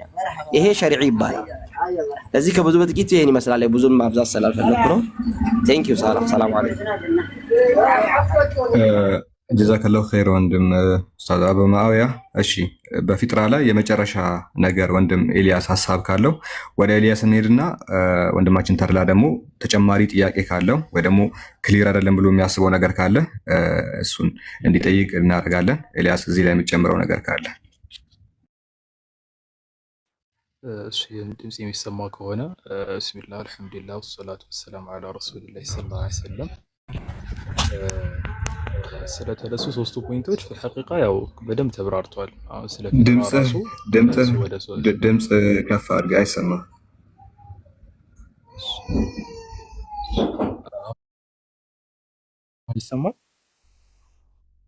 ይሰማል አሁን አይሰማም። እስቲ እሺ አሁን ድምጽ ከፍ ለማድረግ ሞክራለሁኝ። ምንድነው ስለተነሱ ሶስት ፖይንቶች ተነስተው ነበረ መጀመሪያ ላይ እሱ ምንድነው ስለ ሐዲስ አስፈላጊነትና አስረጂነት እንዲሁ ደግሞ ስለ 72 ሚስቶች ስለተባለው ፖይንት እንዲሁ ደግሞ ስለ ፊጥራ የፊጥራውን ፖይንት ወደ 3 ሰው ምናምን በደንብ አብራርቶታል። ጃቢር፣ አቡኪ፣ ኡስታዝ አቡ ሙአዊያ ሌሎችንም ሐሳቦች ከወንድሞችም ኡስታዞችን በደንብ ስላብራሩት እሱ ላይ እኔ ሐቂቃ መጨመር መፈለገው ሐሳብ የለኝም። ግን አንድ መናገር መፈለገው ሐሳብ አለ። ምናልባት እሱ ላይ ያወራሉ። እሱ ምንድነው ፈልገው ሐሳብ አለ። ምናልባት እሱ ላይ ያወራሉ። እሱ ምንድነው ፈልገው ሐሳብ ይባረከላሁ ፊክ። እሱ ምንድነው የፖድካስቱ ፕሮግራምን በተመለከተ ነው። ፖድካስት አንድ ሰው ወደ እስልምና አሁን ተድላ እንደምናውቀው ወንድማችን በቅርቡ ነው ወደ እስልምና የመጣው። ኡስታዝ ወሂድ መጀመሪያ ስንጀምር ካዳመጣችሁ ገና የ3 ወር ህፃን ልጅ ነው ብሎ የገለጸ የ3 ሳምንት ነው የ3 ወር። አዎ በትክክልም እንደዛ ነው። ከእድሜ አንጻር ሳይሆን ለእስልምና አዲስ ከመሆኑ አንጻር ገና እንደተወለደ ህፃን ልጅ ነው። ግልጽ ነው አይደለ? ነብዩ ሰለላሁ ዐለይሂ ወሰለም እንደተናገሩት በቃ ያለፈው ወንጀሉ ሁሉ ታብሶለታል። ገና እንደተወለደ ልጅ ሆኖ ነው የሚወለደው ማለት ነው። ድምጼ በትክክል ይሰማል አይደለ? ይሰማል፣ በደንብ ይሰማል። ይሰማል። መርሐባ። እና ልክ እንደዛ አይነት ልጅ ሆነ ስለተወለድክ ሁሉ ነገር ካንተ የተሻለ የሆነ ሰው ሊያመላክትህ ይገባል ማለት ነው። ለምሳሌ አንድ የ3 ሳምንት ወይንም የ3 ወር ህፃን ልጅ የሆነ ሩቅ ቦታ ማንም ሰው አይልከውም አይደለ? ማንም ከእናቱ ጋር ወይም ከአባቱ ጋር ነው ሊሄድ የሚችለው ወደ እነዛ አይነት ቦታ ላይ። እንደዚሁም ገና አዲስ የሆነ ሰው ሐዲስ አህድ የሆነ እኮ ሰሃቦችም እኮ ገና እንደሰለሙ እኮ ነብዩ ነበር እጃቸውን ይዘው ሁሉ ነገር እግር ለእግር ኮቴ ለኮቴ የተከተሉ ከነብዩ ስር ነበር የሚማሩት። እና እንደዚህ ነው መሆን ያለበት ለማለት ነው። እሱ ምንድነው አንተን የሚያመላክቱ ሰዎች ወደ እውነት መንገድ የሚመሩ ሰዎች እያንዳንዱን ቦታ እጅህን ይዘው ነው እየመሩ እያስተማሩ። እዚያም ብዙ ወንድሞች ኡስታዝ ወሂድ፣ ኡስታዝ ሳላ እና ሌሎችም ጋር አንድ ላይ በመሆን ከነሱ ጋር ነው እያንዳንዱን ለፖድካስት ፕሮግራምም ሲቀርብ እዛ አይነት ፖድካስት ላይ እንድቀርብ ተጋብዣለሁ እና ምን ታስባላችሁ ብሎ እነሱን እንትን መከተል ማለት እነሱ ወደ ትክክለኛው መንገድ ሐዲስን እንዴት እንደምትማር ቁርአን እንዴት እንደምትማር የሚያግዙ ሰዎች ስለሆኑ ይህንን ነገር የግድ ከግምት ማድረግ ያስፈልጋል። ምክንያቱም ፖድካስት ስለተባለች ብዙ አይነት የፖድካስት ፕሮግራሞች አሉ እና ከምን አንጻር ነው እዛ ፖድካስት ላይ ሲቀረብ መልካም ጎኑና መጥፎ ጎኑ ምን ያክል ነው ጥቅሙና ጉዳቱ የሚለውን የሚያመዛዝኑ እውቀት ያላቸው ዲን ላይ ረጅም ጊዜ የቆዩ ሰዎች ተሞክሮ ያላቸው ሚዲያን በትክክል የሚያውቁ ሰዎችን ሐሳብና አስተያየት እና ከጎን መሆን ከነሱ አጠገብ ሆኖ ይህንን ነገር መገንዘብ ተቀዳሚና ወሳኝ ነገር ነው። ይህ ሁላ ከታለፈ በኋላ እንደዚህ አይነት ፕሮግራሞች ላይ መቅረቡ አስፈላጊ ሆኖ ከተገኘና እንደዚህ አይነት ፕሮግራሞች ላይ ደግሞ ከተቀረበ መደረግ ያለበት ምንድነው? ስለምታውቀውና ስለለፍክበት ኤክስፒሪየንስ ብቻ ነው ሊሆን የሚችለው። ግልጽ ነው። ምንድነው እሱ አንተ አሁን አብዛኛው እድሜህን ያው ከእስልምና ውጭ በሆነ ሃይማኖት ካሳለፍክ ምናልባት እዛ ሃይማኖት ላይ ሆነ ያያቸው ክፍተቶች እንዲሁ ደግሞ ወደዚህ ሃይማኖት እንድትመጣ የገፋፋህን ነገሮች ብሎም እስልምና ላይ አንተ በፊት እያየኸው የምታውቃቸው መልካም ጎኖች ጠይቀሃቸው ደግሞ ክርስትና ላይ ያልተመለሱልህ ጥያቄዎች ካሉ ወይ ደግሞ ከመስልምህ ጋር ምንድነው እንትን ማርኮ እስልምና ላይ እንድትገባ ያደረገ ፖይንቶች ሊነሱ ይችላሉ። ፖድካስት ፕሮግራሙ ላይ ግን ስለ እስልምና ዝርዝር የሆኑ ፖይንቶች ግን አንስተው ከጠየቀ ግን ያ ፖድካስቱ አቅራቢ ሰውዬ በራሱ የተሳሳተ ሆኖ ሳለ መመለሱም ደግሞ እንደዚህ አይነት ትልልቅ አጀንዳዎች ላይ መመለሱ ራሱን የቻለ ምን ይሆናል? ስህተት ይሆናል። ራሱን የቻለ ስህተት ይሆናል። ምክንያቱም ትልልቅ አጀንዳዎች ላይ ኡስታዞች እንኳን በጣም ሀያ አድርገው በደንብ አጥንተው ተመካክረው ሀሳብ የሚሰጡበት ፖይንቶች ላይ እንደ መናገር የሆነ እንደ ቀላል ነገር ሆኖ መታየቱ የተለመደ ይሆናል ማለት በእንደዚህ አይነት መልኩ ከሄደ ምንድን መደረግ ያለበት አሁን ቀደም የጠቀስኳቸውን ፖይንቶች በተመለከተ ብቻ የተመረቀ ይህንን በዋነኝነት ከአንተ የበለጠ ከግምት ማድረግ የነበረበት ፖድካስቱን የሚያቀርበው ሰው ነው። ይህንን ደግሞ ለማወቅ ዋነኛና አስፈላጊ የሆነው ነገር ምንድን ነው? መጀመሪያ ወደ ፖድካስት ፕሮግራም ሲሄድ ማማከርና እውቀት ያላቸው በሳል የሆኑ ሰዎች ኢስላምን በትክክል ያጠኑ ሚዲያን በትክክል የሚያውቁ ኡስታዞችን ማማከርና ከነሱ ጋር ሀሳብ መቀበል ተቀዳሚ ነገር ነው። ይሄ መቼ ነው? እስከምታድግ ድረስ። እስከምታድግ ያው በእድሜ አይደቀደም ተናግሬዋለሁ። ከኢስላም አዲስ ነው። ካደግክ በኋላ ደግሞ ራስህን መቻል ስትጀምር የዛኔ ደግሞ በራስህ ብዙ አይነት ነገሮችን ትገነዘባቸዋል። እንደዚህ አይተህ የምትለያቸው ብዙ ነገሮች ይኖራሉ። ሰምተ ገና ስትሰማ አንድ ሰው ገና ንግግሩን 1 2 ወይም 3 ቃላት ሲናገር ይሄ ሰው ከየት አካባቢ እንደመጣ ምን አይነት ባክግራውንድ እንዳለው ገና ከድምፁ ያስታውቃል። አነጋገሩ የመጣው ለምን አይነት ዓላማ እንደሆነ ገና እንደዚህ አይቶ እንኳን ይለዩታል አብዛኞቹ ሰዎች። እና እዛ ደረጃ ላይ ግን ከመድረስ በፊት ያሁኑን ያነሳዋቸውን ነጥቦች ከግምት ማድረግ አስፈላጊ ነገር ነው ማለት ነው። ይሄ ነው የኔ ሐሳብ።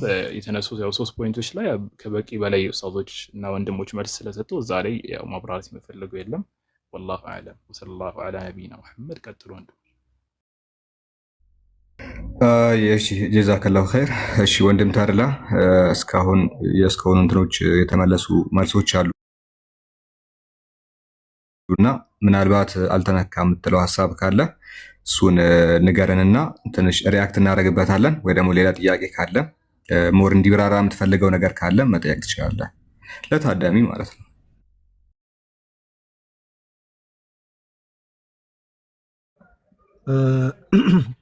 ማን ነበር አሁን የተናገረው ወንድም? ክሊር ሜሴጅ አይደለም፣ አልገባኝም። ድጋሜ ቢነግረኝ ደስ ይለኛል። አንዳንዴ ሰው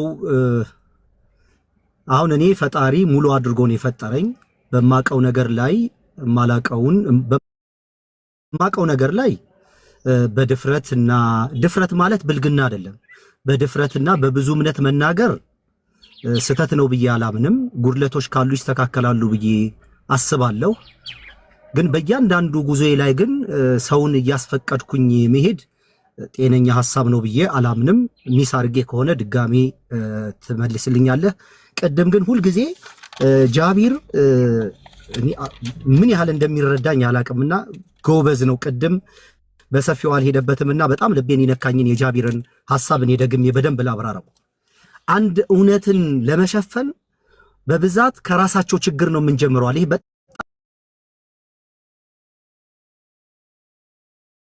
ፊትም ብሮድካስት ላይ ስለ ጃቢር የተናገርኩት ነገር አሉ።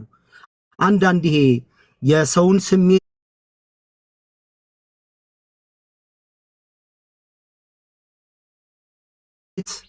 ልገዋል ብሎ ግራና ቀኝና አመላክቶ የሚሰጡ መልሶች መድኃኒቶች ናቸው። አሁን ሙስሊም አንድ ሰው ሲወለድ ሙስሊም ነበረ የሚለውን ሐሳብ ለማጠልሸት ከነሱ ስተት እንጀምራለን። ይሄ በጣም መሰረታዊ ነገር ነው።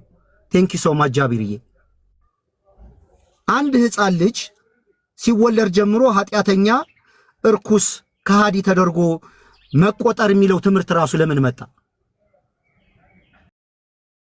የሚለውን ነገር ለመሸፋፈን በተፈጥሮ ፈጣሪ እነዚህን ነገሮች ሰው ላይ እምነትን፣ መገዛትን፣ መካድን፣ ማመንን የሚለውን የተፈጠሩትን ነገሮች አክሴፕት እንዲያደርግ አንድ ህፃን ልጅ የ9 ወር ልጅ 1 ወር ልጅ ከሃዲ በአዳም የገባበት ዘር ኃጢአተኛ ነው አድርጎ መቁጠር ራሱ ከየት የመጣ ትምህርት ነው? የትኛውን ትምህርት ለማፍለስ ነው ይሄ ትምህርት የመጣው የሚለው ይሄ በጣም አነጋጋሪ በጣም መሰረታዊ ነገር ነው። መልስ አላቸው ይሄ ለዚህ። እንዴት ነው አንድ ልጅ ሲወለድ ኃጢአተኛ ከሃዲ ሆኖ የሚወለደው? ምን አውቆ? ባልነበረበት ዘመን በአዳም የገባው ኃጢአት በልጁ ውስጥ ዘር ተላልፏል ተብሎ አንደኛ ይሄ ራሱ መጽሐፍ ቅዱሳዊ ሐሳብን የሚጋጫል። ምንም የማያውቅ ልጅ ኃጢአተኛ አድርገህ መቁጠር ከመጀመሪያም የነበረውን ተፈጥሯዊ ስርዓት ጋር ለመጋጨት ካልሆነ በስተቀር ይሄ አንድ ሰው በተፈጥሮው የሚያምነው ነገር አለ ማለት እንትን የሆነ ሆኖ የሚወለደው ነገር አለ ማለት ነው። ያ ሆኖ የሚወለደውን ነገር ኃጢአተኛ ነህ መናገር፣ መስማት፣ ማስተዋል የማይችል ልጅ ኃጢአተኛ አድርገህ እንዴት ትቆጥራለህ? ስለዚህ ሊቃወሙትና ሊሸፋፍኑት የፈለገ ትምህርት አለ ማለት ነው። እኔ መጀመሪያም እንደተናገርኩት ትብል ጤነኛ ነገር ነው ያስተላለፍኩት። ብዙ ሰዎችን የሚያነቃቃ ብዙ ሰው ምስልምናን እንዲያይ ብዙ ሰው እንዲበረታታ በራሴ ያወቅኩትና የተረዳሁትን ነገር በድፍረት ነው የተናገርኩት። አብዛኛው ጊዜ ደግሞ የሰነበትኩባቸው ነገሮች ነው የተናገርኩት። እነዛ ከሰነበትኩባቸው ነገሮች እስልምናን እንድመርጥና እስልምና እንድከተል ያደረጉኝ ነገሮች ብዬ ደግሞ በዝርዝር ማብራሪያ አድርጌያለሁ። እነዛ ነገሮች ሰው አላማክርም። እኔ ራሴ ነኝ ላቀም የምችለው። ምን ብዬ ልናገር ብዬ ሰው አላስፈቅድም። እነዛን ኢሞሽኖች እነዛን ስሜቶች እነዛ ማስተዋሎች አሉት እኔ ጋር ነኝ እኔ ጋር ናቸው ያሉት። እስልምናን እንዴት እንደወደድኩት እስልምና እንዴት እንደተቀበልኩት እስልምና እንዴት አፕሪሺየት እንዳደ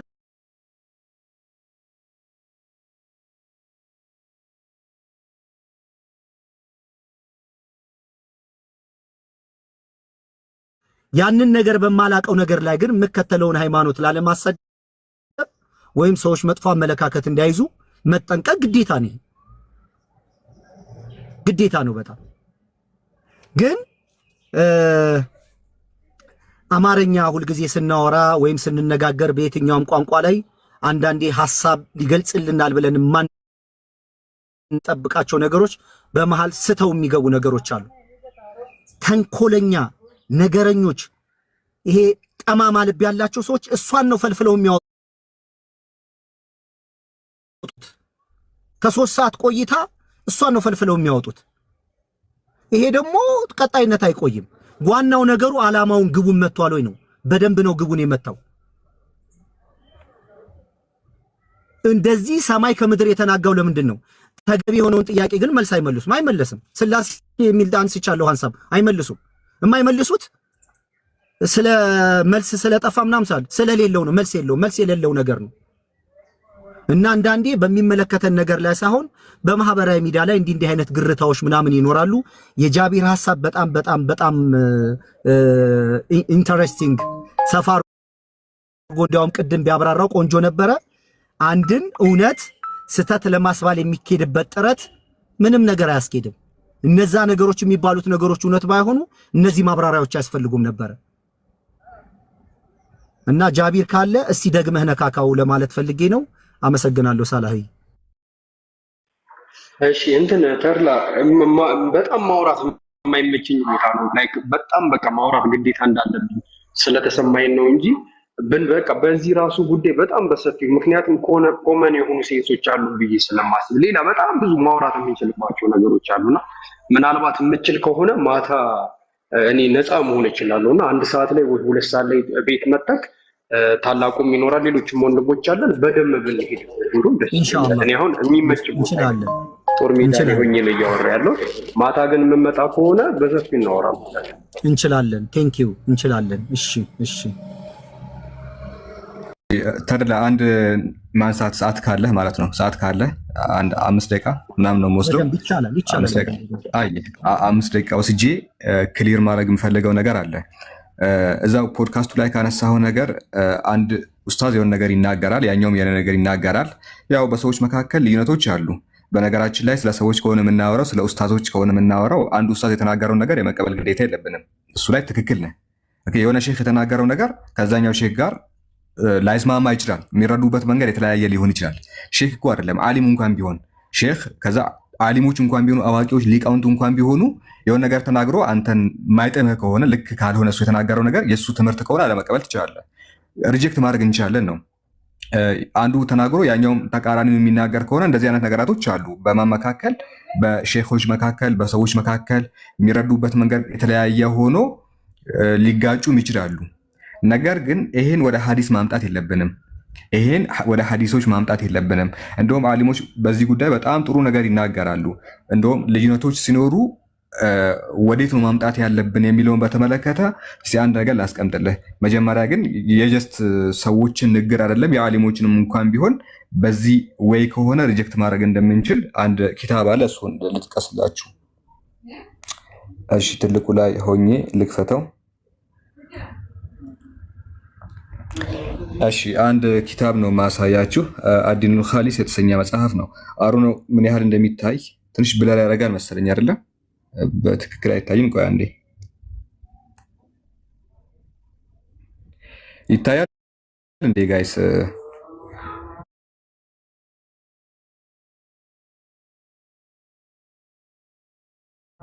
ይሄ በስርዓት ይታያል? ክሊር አይደለም። ደብዘዝጣና ወይ ቆይ እስቲ ልውጣና ልመለስ። ቆይ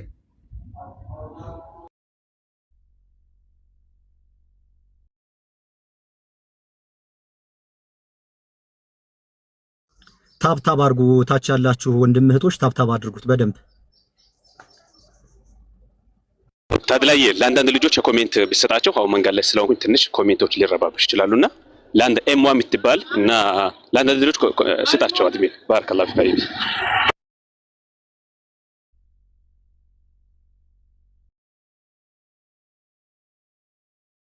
ሮዚ የምትባል ልጅ አለች። አንዳንድ ቁጥር ጻፍ። ሮዚ ኤምዋ አንዳንድ ቁጥር ጻፍ። ኢንሻአላህ ይሰጣቸዋል። ኮሜንቶች ተቆጣጣ። አብዲ የሚባል ልጅ አለ። ማሻአላ ጎበዝ ልጅ ነው። አብዲ ደጋግማ አንዳንድ ቁጥር ጻፍ። እሺ አስፉኝ አንድ ጊዜ አድሚኖች። እሺ ይህንን ነው ማንሳት የፈለግኩትና የሆነ ጊዜ ኢማሙ ዳውድ የሚባል አንድ አሊም አለ። የዛሬ 1300 ዓመታት በፊት ነው፣ የቆየ ታሪክ ነው ይሄ። 1300 ዓመታት ምናምን ይሆናል። እሱ ኢማሙ አህመድን ሐንበልን ይጠይቀዋል። አያስከድ ኢማሙ አህመድ ይላል። ኢማሙ አህመድን እንዲህ ብዬ ጠየቁት አለ should I follow አልአውዛኢ ኦር አልማሊክ? አልአውዛኢ የሚባል አሊም አለ እና ታላቅ አሊም ነው፣ በእስልምና ሂስትሪ የሚታወቅ ሰው ነው። እንዲሁ ደግሞ ኢማሙ ማሊክ የሚባልም አለ። ከአራቱ ኢማሞች መካከል አንዱ ነው። አራት ኢማሞች በእስልምና አሉ። ከአራቱ መካከል አንዱ ማሊክ ነው። ኢማሙ አህመድ ብን ሐንበል ጋር ሄዶ አቢ ዳውድ ቆይ እኔ አውዛኢ ልከተል ወይስ ማሊክ ልከተል ብሎ ጠየቀው። አልአውዛኢን ኦር ማሊክ ልከተል፣ ማን ነው መከተል ያለብኝ ብሎ ጠየቀው እና ኢማሙ አህመድ እንዲህ ብሎ መለሰለት። he said do not follow anyone from among them in matters of your deen።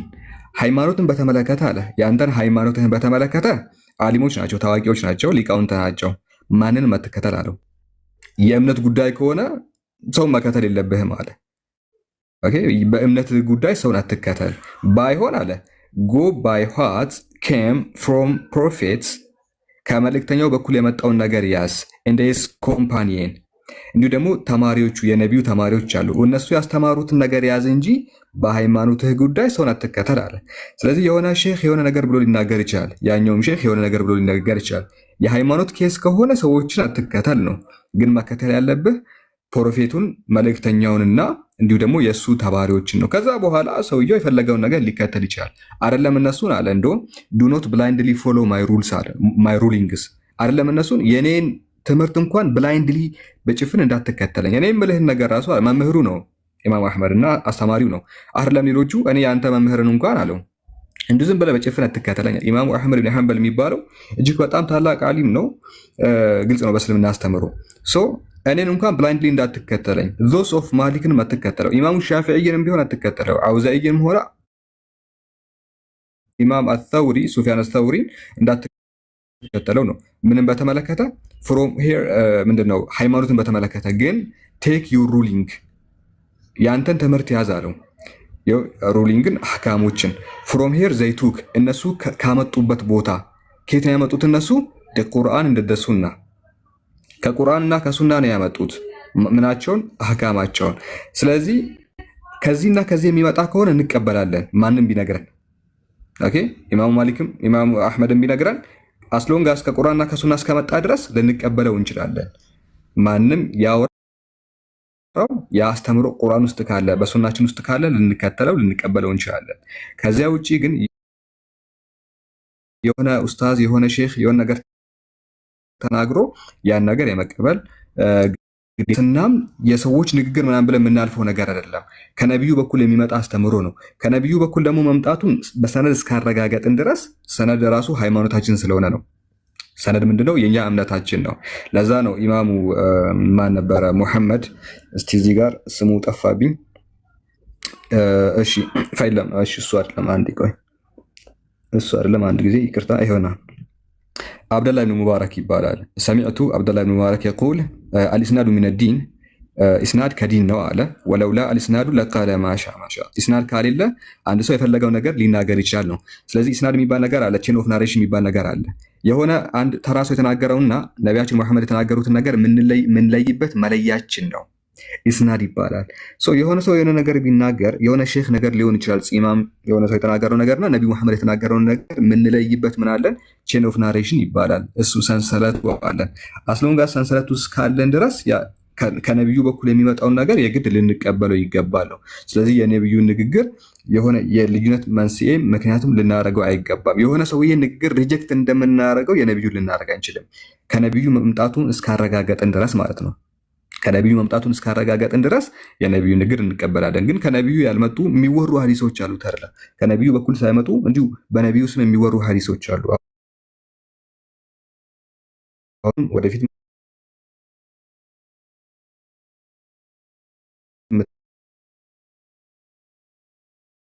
መጥን ድረስ ስለዚህ ከነቢዩ በኩል የመጣው መቀበል ግዴታ ነው። ከሱ በኩል ያልመጣውን ግን የሆነ ሼክም ቢናገረው ኡስታዝም ቢናገረው ከእሱ በኩል ካልመጣ ወደዛ ጣል ብለህ መወርወር ትችላለህ። እንደውም ኢማሙ ማሊክ አቡ ሐኒፋ ስሙን ከተሳሳትኩም ኮሜንት ላይ አርሙኝ። ምን ብለው ተናገሩ መሰለህ? የኔ ንግግር ከነቢዩ ጋር ካልተስማማ አሉ መጽሐፌን ያዙትና ግድግዳ ላይ ያጋጩት አለ። ግድግዳ ላይ ያጋጩት። እኔ የተናገርኩት ነገር ከነቢዩ ጋር ካልተስማማ ያዙትና መጽሐፌን ከግድግዳ ጋር አጋጩት ብለው ተናገሩ። ጣሉት ነው በነገራችን ላይ። እና የእሳቸውን ትምህርት የሚገጥም ነገር ካለ ኢማሙ ሻፊዒ ናቸው። የእሳቸውን ንግግር የሚገጥም ካለ እንቀበላለን። የእሳቸውን ንግግር የማይገጥም ከሆነ ግን መጽሐፉን ይዘን ግድግዳ ላይ ማጋጨት እንችላለን ነው። ቀዳሚነትን የምንሰጠው ለአላህ ነው። ከዛ በኋላ ደግሞ የአላህን አስተምሮ በራ የተቀበሉ ለነቢያችን መሐመድ ሰለላሁ ዐለይሂ ወሰለም ነው። እና ይህን ይመስላል። ጀዛኩሙላሁ ኸይር። ይህን መድረክ አዘጋጅተህ ስለጋበዝከንና እንድንማማር ስላደረግ እናመሰግናለን። ቴንኪዩ ሳላህዬ። እንዲያውም አሁን በጣም ቁልፍ ሀሳብ ተናገርክ። ቅድም የኔ ውስጣት ሲናገር ሰምታችሁት ከሆነ ከሱ ጋር ወደ 40 ደቂቃ ምናምን አውርተናል። ከዛ በፊት በግል ማለት ነው፣ ለሌሎች ሰዎች መልስ እንዲሆን። አሁን ሳላህ ያነሳው ቆንጆ ሀሳብ ምንድን ነው ታውቃለህ? ትምህርት የምትለው ነገር ሀሳብ ለማለት ፈልጌ ነበር። አሁን በዛ መንገድ እንዲይዙት በተለይ ደግሞ በቅንነት የሚሰሙን ወንድምና እህቶች፣ ሌሎችም ደግሞ እውነትን መስማት የሚፈልጉ ክርስቲያን ወንድምና ወገኖች ካሉ ከታች ትምህርት ሳይሆን በኡስታዞችና የሐሳብ ልዩነት ነገሩን የሚገልጹበት መንገድ ነው። ትምህርት አላልኩም። ለምን በእስልምና ግልጽ የሆነ ትምህርት እኮ ነው ያለው። ማንም ኮሜንት የማያደርግበት ሐሳብ የማይሰጥበት ሁሉም በስርዓት የሚቀበሉት ግልጽ የሆነ እኮ መመሪያ አለ። ያንን ሳይሆን መግለጽ ሐሳባቸውን የሚገልጹበት አንዱ ካንዱ ይለያያል። ስለዚህ እኔ ለጊዜው እነዚህን ነገሮች አስተናግጄ አንድና ሁለት ብሎ ለማብራራት ፍላጎቱ የለኝም። ለምን ከዚህኛው ጋር ልሰንብት ነው። እና ሳላህዬ በደንብ ስለተረዳኸኝና ለዛም በቂ መልስ ስለሰጠኸኝ አመሰግናለሁኝ። በተለይ እዚህ ያላችሁ ወንድሞች ቴንክ ዩ ሶ ማች። በዚህ ነገር ላይ ማብራሪያ ለመስጠት በቅንነት ተሰባስበን ለነበረን ጊዜ አመሰግናለሁኝ። በእኔ በኩል ጥያቄ የለኝም። ቀረ የምትሉት ነገር ካለ ግን ወንድሞች መቀጠል ትችላላችሁ እናንተ። ምናልባት ፒኬ ሀሳብ ካለው እስካሁን የተወራው ነገር ላይ ሀሳብ ካለ ፒኬ እና ወንድም ሐሰን ያሲን እዚህ ውስጥ አሉ። ሀሳባችሁን ስጡ ኢንሻአላህ። ያው አዛንም ብለዋል። ትንሽ ደቂቃዎች ናቸው የሚቀሩን፣ እንወጣለን። እሺ፣ ሰላሙ አለይኩም ወራህመቱላሂ ወበረካቱ ብያለሁ። ሁላችሁንም እንዴት ዋላችሁ? እኔ እንኳን መብራት አልነበረም። አሁን ቅርብ ሰዓት ነው የመጣሁት። ይህን ያክል ሰፊ ጊዜ ወስዳችሁ ስለምን እያወራችሁ እንደነበርም ሙሉ መረጃው የለኝም። ስለዚህ የሆነ ነገር ባወራ ልደግመው እችላለሁ ያወራችሁት ላይ። እንደዛ ከሚሆን ጃቢርም ቅድም ብሏል። ማታ ኢንሻአላህ ጃቤት ያልተነሱ ሀሳቦች ካሉ ወይም ቀረ የሚባሉ ነገራቶች ካሉ እናንተ ካወራችሁት ማለት ነው እነሱን ነገራቶች አንስተን እናወራለን። አሁን ያወራችሁትን በጠቅላላ ግን ዩቲዩብ ላይ ላይቭ ስለሚኖር ገብቼ እሰማውና ከዛ የተለየ ሀሳብ ካለኝ ኢንሻአላህ ማታ አወራለሁ። ጀዛኩሙላሁ ኸይረን። ያክ ተርላ የሚቀር ሀሳብ አለ እንዲነሳ የምትፈልገው ወይስ እንውጣ ለዛሬ? በጭራሽ ማታ 1 ሰዓት እንገባለን። እንስገድ። ኦልሬዲ አሁን ትንሽ ታቃን ያለ። መልካም ቀን ይሁንላችሁ። ወንድም ጠፋ አንድ ነገር ብቻ ልበል ትፈቅድልኛለህ? ሰላም አለይኩም ወራህመቱላሂ ወበረካቱ። እሺ ቀጥል ወዳጅሽ። እንዴት ነህ? ማሻአላህ ሰላም አልሐምዱሊላህ። አምሮብሃል በጣም። አንድ ነገር ብቻ ማለት ተፈጥሮን በተመለከተ ማለት ነው። አንድ ነገር እስኪ እኔ እናንተ እናውራ ብቻችን ማለት ነው። ሌሎች ካሉ ለምሳሌ አንተ ተድላ የምትባለው አንተ ስለፈለግክ ነው ወደዚህ ምድር የመጣኸው? ተድላ በጭራሽ። አንተ ሳትፈልግና ያለ ፍላጎትህ ያለ ፈቃድህ ነው ወደዚህ ምድር የመጣኸው። ወላጆችህ መውለድ ስለፈለጉ ብቻ ሲወልዱን ደግሞ ወይ ወንድ ወይ ሴት መርጠው አይደለም። ነገር ግን ፈጣሪ አላህ የሰጣቸውን ነገር ተቀበሉ፣ አሜን ብለው ተቀበሉ አይደል? እውነት ነው። ከዛ በኋላ አሳደጉ። በልጅነትህ ነው አንተን ያስጠመቁ ልጅ እያለህ። አዎ፣ ያላንተ ፍላጎትና ያላንተ ምርጫ። እውነት ነው። ኦኬ ይሄን ያስጠመቁ ውሃው ገላህ ላይ ነው ያረፈው ወይስ ውስጥህ ላይ በተፈጥሮ ያገኘኸውን ነገር ነው የነጠቀህና የወሰደብህ? ገላይ ላይ ነው እንጂ ያረፈው። ገላህ ላይ ነው ያረፈው። ውስጥህ ላይ ፈጣሪ ያስቀመጠውን ቺፕ፣ ፈጣሪ ያስቀመጠውን ዲቫይስ አንተን ፈጣሪ እንድትታዘዘው እንድትገዛው አድርጎ ነው ወደድክም ጠላህም አድርጎ ነው የፈጠረህ። ለምሳሌ አንተን ፈጣሪ ሲፈጥረህ እንዲህ ሲርብህ እንድትበላ አድርጎ ነው የፈጠረህ። ራይት? ሲርብህ እንድትበላ አድርጎ ከፈጠረህ አንተ አልበላም ካልክ አልበላም በማለትህ ማንን ነው የምትጎዳው? ራሴ ማንን ትጎዳ? ራስህን ነው የምትጎዳ። ስለዚህ ይሄ ምን ይባላል በሌላ አማርኛ? አመጽ። ያመጽከው ግን ራስህ ላይ ነው ያመጽከው። ከዛ በኋላ ሲርብህ ትበላለህ፣ ሲጠማ ትጠጣለህ። ልክ እንደዚህ በጣም እርቦህ ራብህን ማስታገሻ ከበላህ በኋላ ጠምቶ የጠጣኸውን ነገር ማስታገሻ ካገኘህ በኋላ ይሄ ነገር ከሰዓታት ቆይታት በኋላ ሰውነትህ ገብቶ ካልወጣሁ እያለ ይረብሽሃል። አይረብሽህም? አይ አትወጣም ብለህ መታገል ትችላለህ ከተፈጥሮ ጋር። ይሄ ተፈጥሮ ነው እንግዲህ አይታሰብም። ልክ ስታስወጣው ደግሞ በጣም የደስታ ስሜት መረጋጋት ስሜት ይሰማካል። ተጨንቀህ የነበረው ማለት ሽንቴን ወጥሮኝ ልክ ስሸና ደስ ይለኛል። ይሄ ፈጣሪ ዩኒቨርሱን የዘረጋው አምላክ አንተ ላይም እኔ ላይም ሁላችንም ላይ በእኩልነት ያስቀመጠው የምንድን ነው? የተፈጥሮ ትዕዛዝ ነው። ገባክ አይደለ? ሳንፈልግ የምንታዘዘው። ከዛ ካደክ በኋላ ደግሞ ምን ትመርጣለህ? ይበጀኛል የምትለውን ሃይማኖት ወይ ወላጆች ሲከተሉ የነበረውን ነገር በወላጆች ስር ትቆያለህ፣ ወይም ደግሞ ከጊዜ በኋላ ልክ እንዳንተ ይበጀኛል ያልከውን ነገር መጀመሪያ ከነበርክበት እምነት ወላጆችህ ከያዙት ወጣ። ከዛ በኋላ ፍለጋ ስትዞር ምንን አገኘህ? እስልምናን አገኘህ አይደል? ወደህ ፈቅደህ መስለም ፈልገህ ፈጣሪን መታዘዝ ፈልገህ ተመልሰህ ወደ ተፈጠርክበት እምነት መጣ።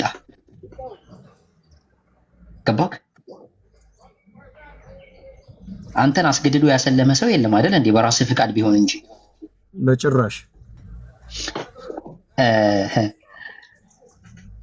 የሚገርመው ማለት ነው የሚገርመው አልሐምዱሊላህ ወገኖች፣ በተቃራኒ ወገኖች አንድ ህፃን ልጅ ከተወለደ በኋላ ባይጠመቅስ እንዲሁ በህይወቱን ቢኖርስ ምን ችግር አለው? ችግር አለው? ምን ችግር አለው? ሳይጠመቅ ቢቀር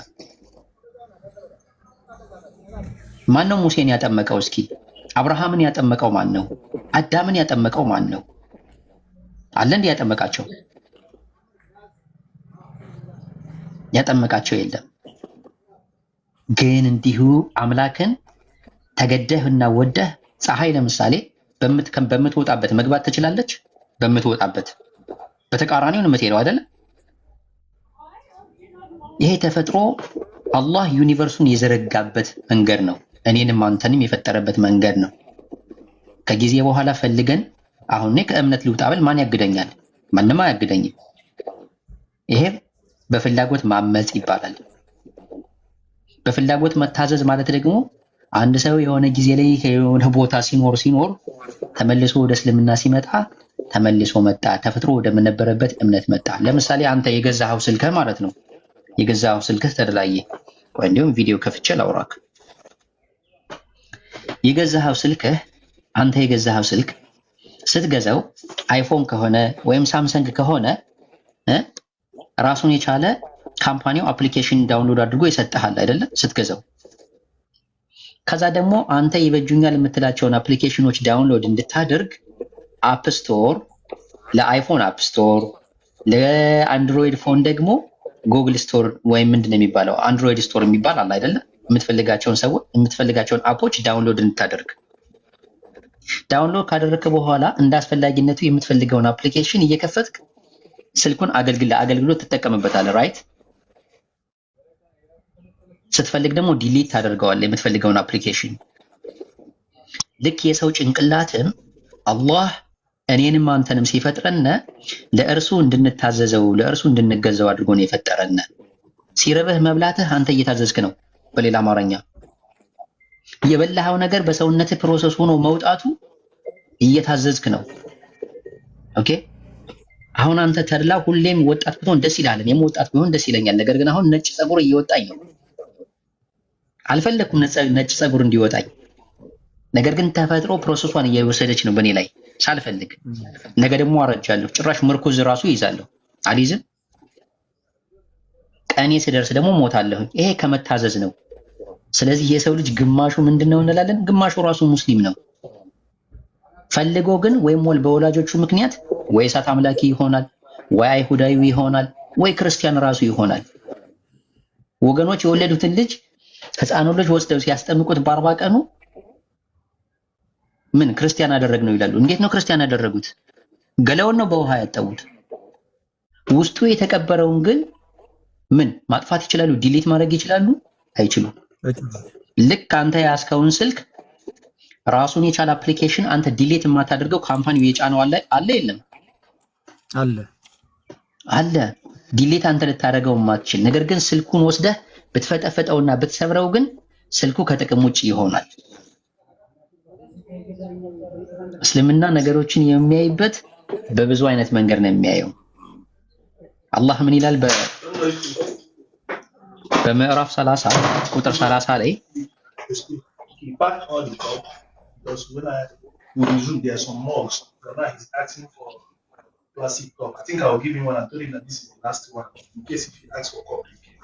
No, give him a cup, plastic cup. ታላ ያፉ በለኝ ስራ ቦታው ነው። ዘመዳችን ችግር የለም። አዎ ይቺን የቁርአን አንቀጽ ብቻ ላንብብልህና ከዛ እስኪ ይሄንን ነገር እንዴት እንደምንረዳው ልንገርክ። ትንሽ አጠራርጌ ምዕራፍ 30 ሱረቱ ሩም ይባላል። ምዕራፍ 30 ቁጥር 30 ላይ ምን ይላል? ምዕራፍ 30 ቁጥር 30 ላይ ወደ እውነት ተዘንባይ ሆነህ ይኸው እዚህ ጋር ወደ እውነት ተዘንባይ ሆነህ ፊትህን ለሃይማኖት ቀጥ አድርግ። የአላህን ፍጥረት ያቺን አላህ ሰዎችን በእርሷ ላይ የፈጠረባትን ሃይማኖት ያዟት። የአላህን ፍጥረት መለወጥ የለም አለ። የአላህን ፍጥረት መለወጥ የለም።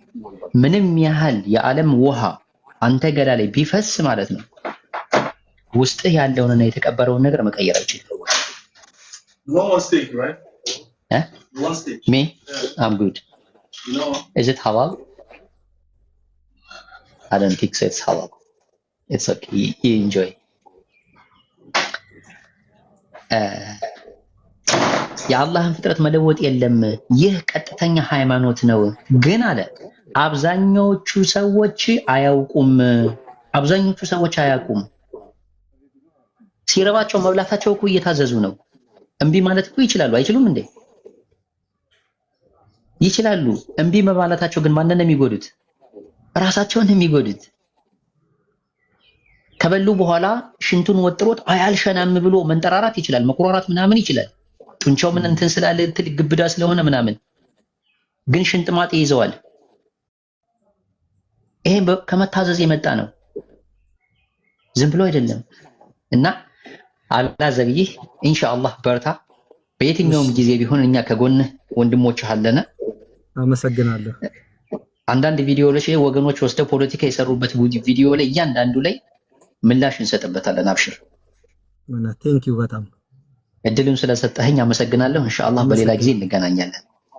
እሺ ቴንክ ዩ ወዳጅ። ማታ 1 ሰዓት ላይ ወአለይኩም ሰላም ወራህመቱላሂ ወበረካቱ። ያው የሶላት ሰዓት ስለደረሰ ነው ማታ 1 ሰዓት ላይ እንገባለን።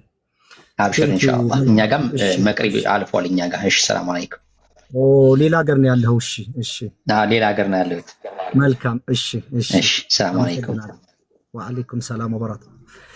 ቴንክ ዩ ሶ ማች አመሰግናለሁ። ከታች ስትሳደቡ ለነበራችሁ ወንድሞች ወገኖቻችን፣ እንግዲህ ሰው ያለውን ነው የሚሰጠው፣ ያላችሁን የሰጣችሁን። እኛ ደግሞ የምናነሳው ሐሳብ ነው። እስልምና ማለት ይሄ ነው እንግዲህ በቃ። እስልምና ማለት ጥያቄን የማይፈራ ከሰማይ በታች ያሉትን ነገሮች በሙሉ ማብራራት የሚችል የሚገርም ዲን ነው። እዚህ ማህበራዊ ሚዲያ ላይ የምታያቸው ወንድሞች ምንም አይነት ጥያቄ የማይፈሩ ያንኑ ጥያቄ ቀና በሆነ መንገድ ተናግረው የሰውን ልብ የሚመልሱ የሚያስተካክሉ፣ በእንደዚህ አይነት ጠንካራ ስለንቦና የተዋበ ነው እስልምና እንጂ ለጥያቄ ስድብ የሚመልስ የለም። እዚህ ውስጥ ገብታችሁ የምትሳደቡት ምንም እኮ የሚያገናኘው ነገር የለም። ስለዚህ ሰው ያለውን ነው የሚሰጠው። ያለውን የሰጠ ደግሞ ንፉግ አይባልም። ስድብ ሐሳብ አይደለም፣ ስድብ ዕውቀት አይደለም። ስድብ የበታችነት ስሜት ነው። ስድብ ያለማወቅ ምልክት ነው። ስድብ የተሸናፊ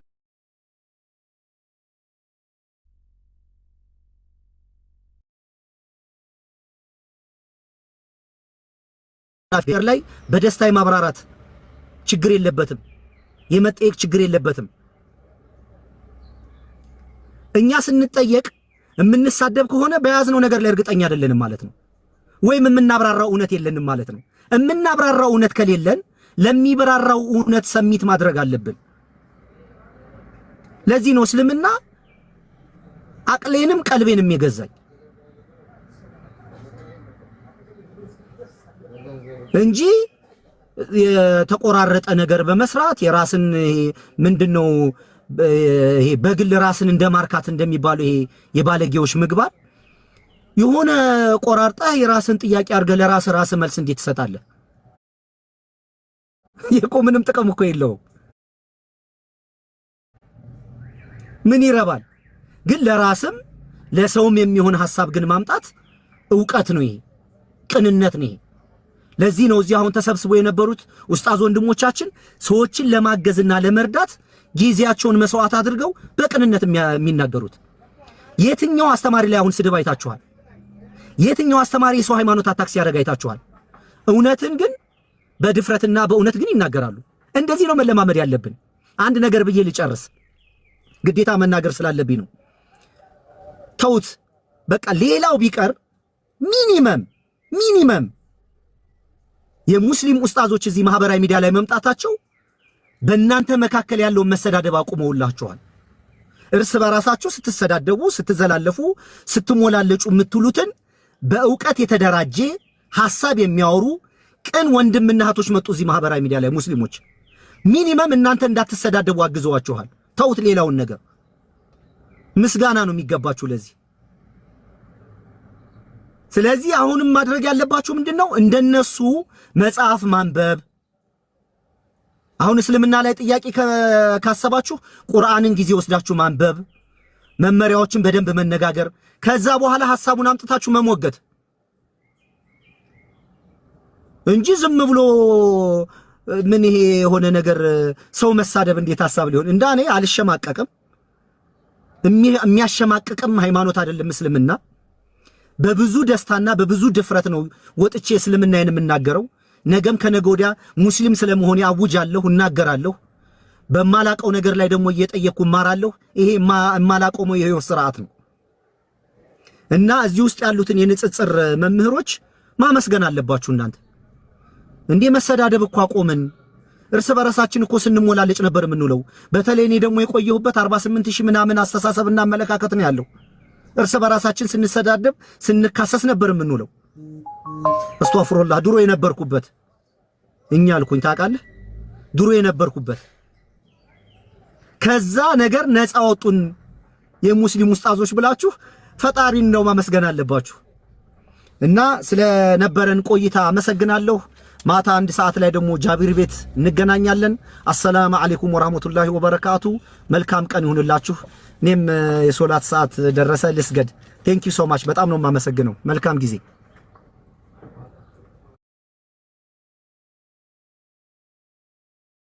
Dan kadang-kadang panjang. Kalau ingin dipercepat maka ya dekatkan kepada siapa? Allah Subhanahu wa taala. Sifatnya Fattah memberi solusi, Alim memberikan ilmu, Razak memberikan rizki. Jadi apapun yang kita dekatkan dengan Allah itu akan mendapatkan akses-akses yang paling mudah dan cepat. Rabb. Sebelumnya ism. Bismi. Apa itu ism? Mas muka. Isim itu bahasa Arabnya nama. Bukan. Ya. Saya punya isim, saya juga. Tapi isim saya ini ya, isim saya Adi. Isim itu nama, Mas muka ismun artinya nama, bukan jimat. Ya. Wah ini kerisnya ada isimnya. Nah, iya, maksudnya dulu kiai ngasih ada isim, ada namanya. Ya kan? Nah, kerisnya apa? Misalnya kiai apa? Ini kiai fulan gitu. Itu isim itu nama yang melekat pada benda itu. Bukan jimatnya sebetulnya, asalnya begitu. Cuman perbedaan suasana menjadikan sebuah makna kadang bergeser. Isim nama. Asal kata ismun itu seakar dengan sumuwun. Ya. Dan wasamun. Wasamun itu artinya tanda. Kenapa nama disebut ismun dalam bahasa Arab? Untuk menandakan perbedaan antara satu dengan yang lain. Dari mana taunya kalau ini adalah kaizan, yang satu lagi torik? Ya, bedakannya gimana? Lewat nama. Kaizan, oh yang nengok yang ini. Torik, nengok ini. Argi, nengok itu, kan? Ya. Nah intinya apa? Intinya ketika dipanggil itu nengok, ada nama yang melekat, nama itu diberikan untuk membedakan satu dengan yang lain, itulah zat namanya. Zat. Kalau disebutkan satu karakter yang melekat pada nama, maka itu disebut sifat. Ya kan? Misal, saya katakan misalnya Kaizan yang rajin, Tariq yang ulet, Argi yang jujur misal. Nah, sifat-sifat ulet, rajin, jujur itu sifat karakter yang melekat dengan dominasi perilaku yang ada atau melekat kepada orang yang dimaksudkan. Kenapa saya bahas ini? Kita bisa bedakan nama zat dan nama sifat. Semakin banyak sifat menunjukkan semakin istimewa orang itu. Nabi Muhammad semua namanya SAW itu semua namanya sifat. Selain Nabi Muhammad rata-rata nama zat. Nama diri saja. Adam, Idris, Nuh dan seterusnya. Sampai ke Nabi Isa. Nabi Muhammad semua namanya sifat. Muhammad, Ahmad, Mahi, Kafi dan seterusnya. Ya, untuk menunjukkan saking istimewanya Nabi ini, semua yang melekat padanya semua sifat-sifat mulia. Itulah yang menjadikan beliau dipuji oleh Allah. Wa innaka la'ala khuluqin azim. Laqad kana lakum fi Rasulillahi uswatun hasanah. Nah, ismun juga seakar dengan sumu. Sumu itu artinya tinggi, terhormat, agung. Jadi kalau ngasih nama, berikan nama yang terhormat supaya ketika dibedakan dengan orang lain, dia dibedakan dengan cara terhormat. Bapak boleh senang acara lawak, tapi jangan sampai senang dan fans kepada pelawak itu memberikan nama kepada anak dengan nama yang sama. Ya, tidak salah, cuman problemnya nanti ketika dia bertemu dengan temannya jadi candaan. Ya. Kan? Senang dengan spontan, anak diberi nama Huhui gitu kan. Ya, begitu ketemu Huhui gitu kan. Nah itu hal demikian tuh ya oleh Nabi dikoreksi, berikan nama yang mengangkat keagungan, ya berikan nama Abdullah, Abdurrahman, Muhammad supaya bangga saat dipanggil di hari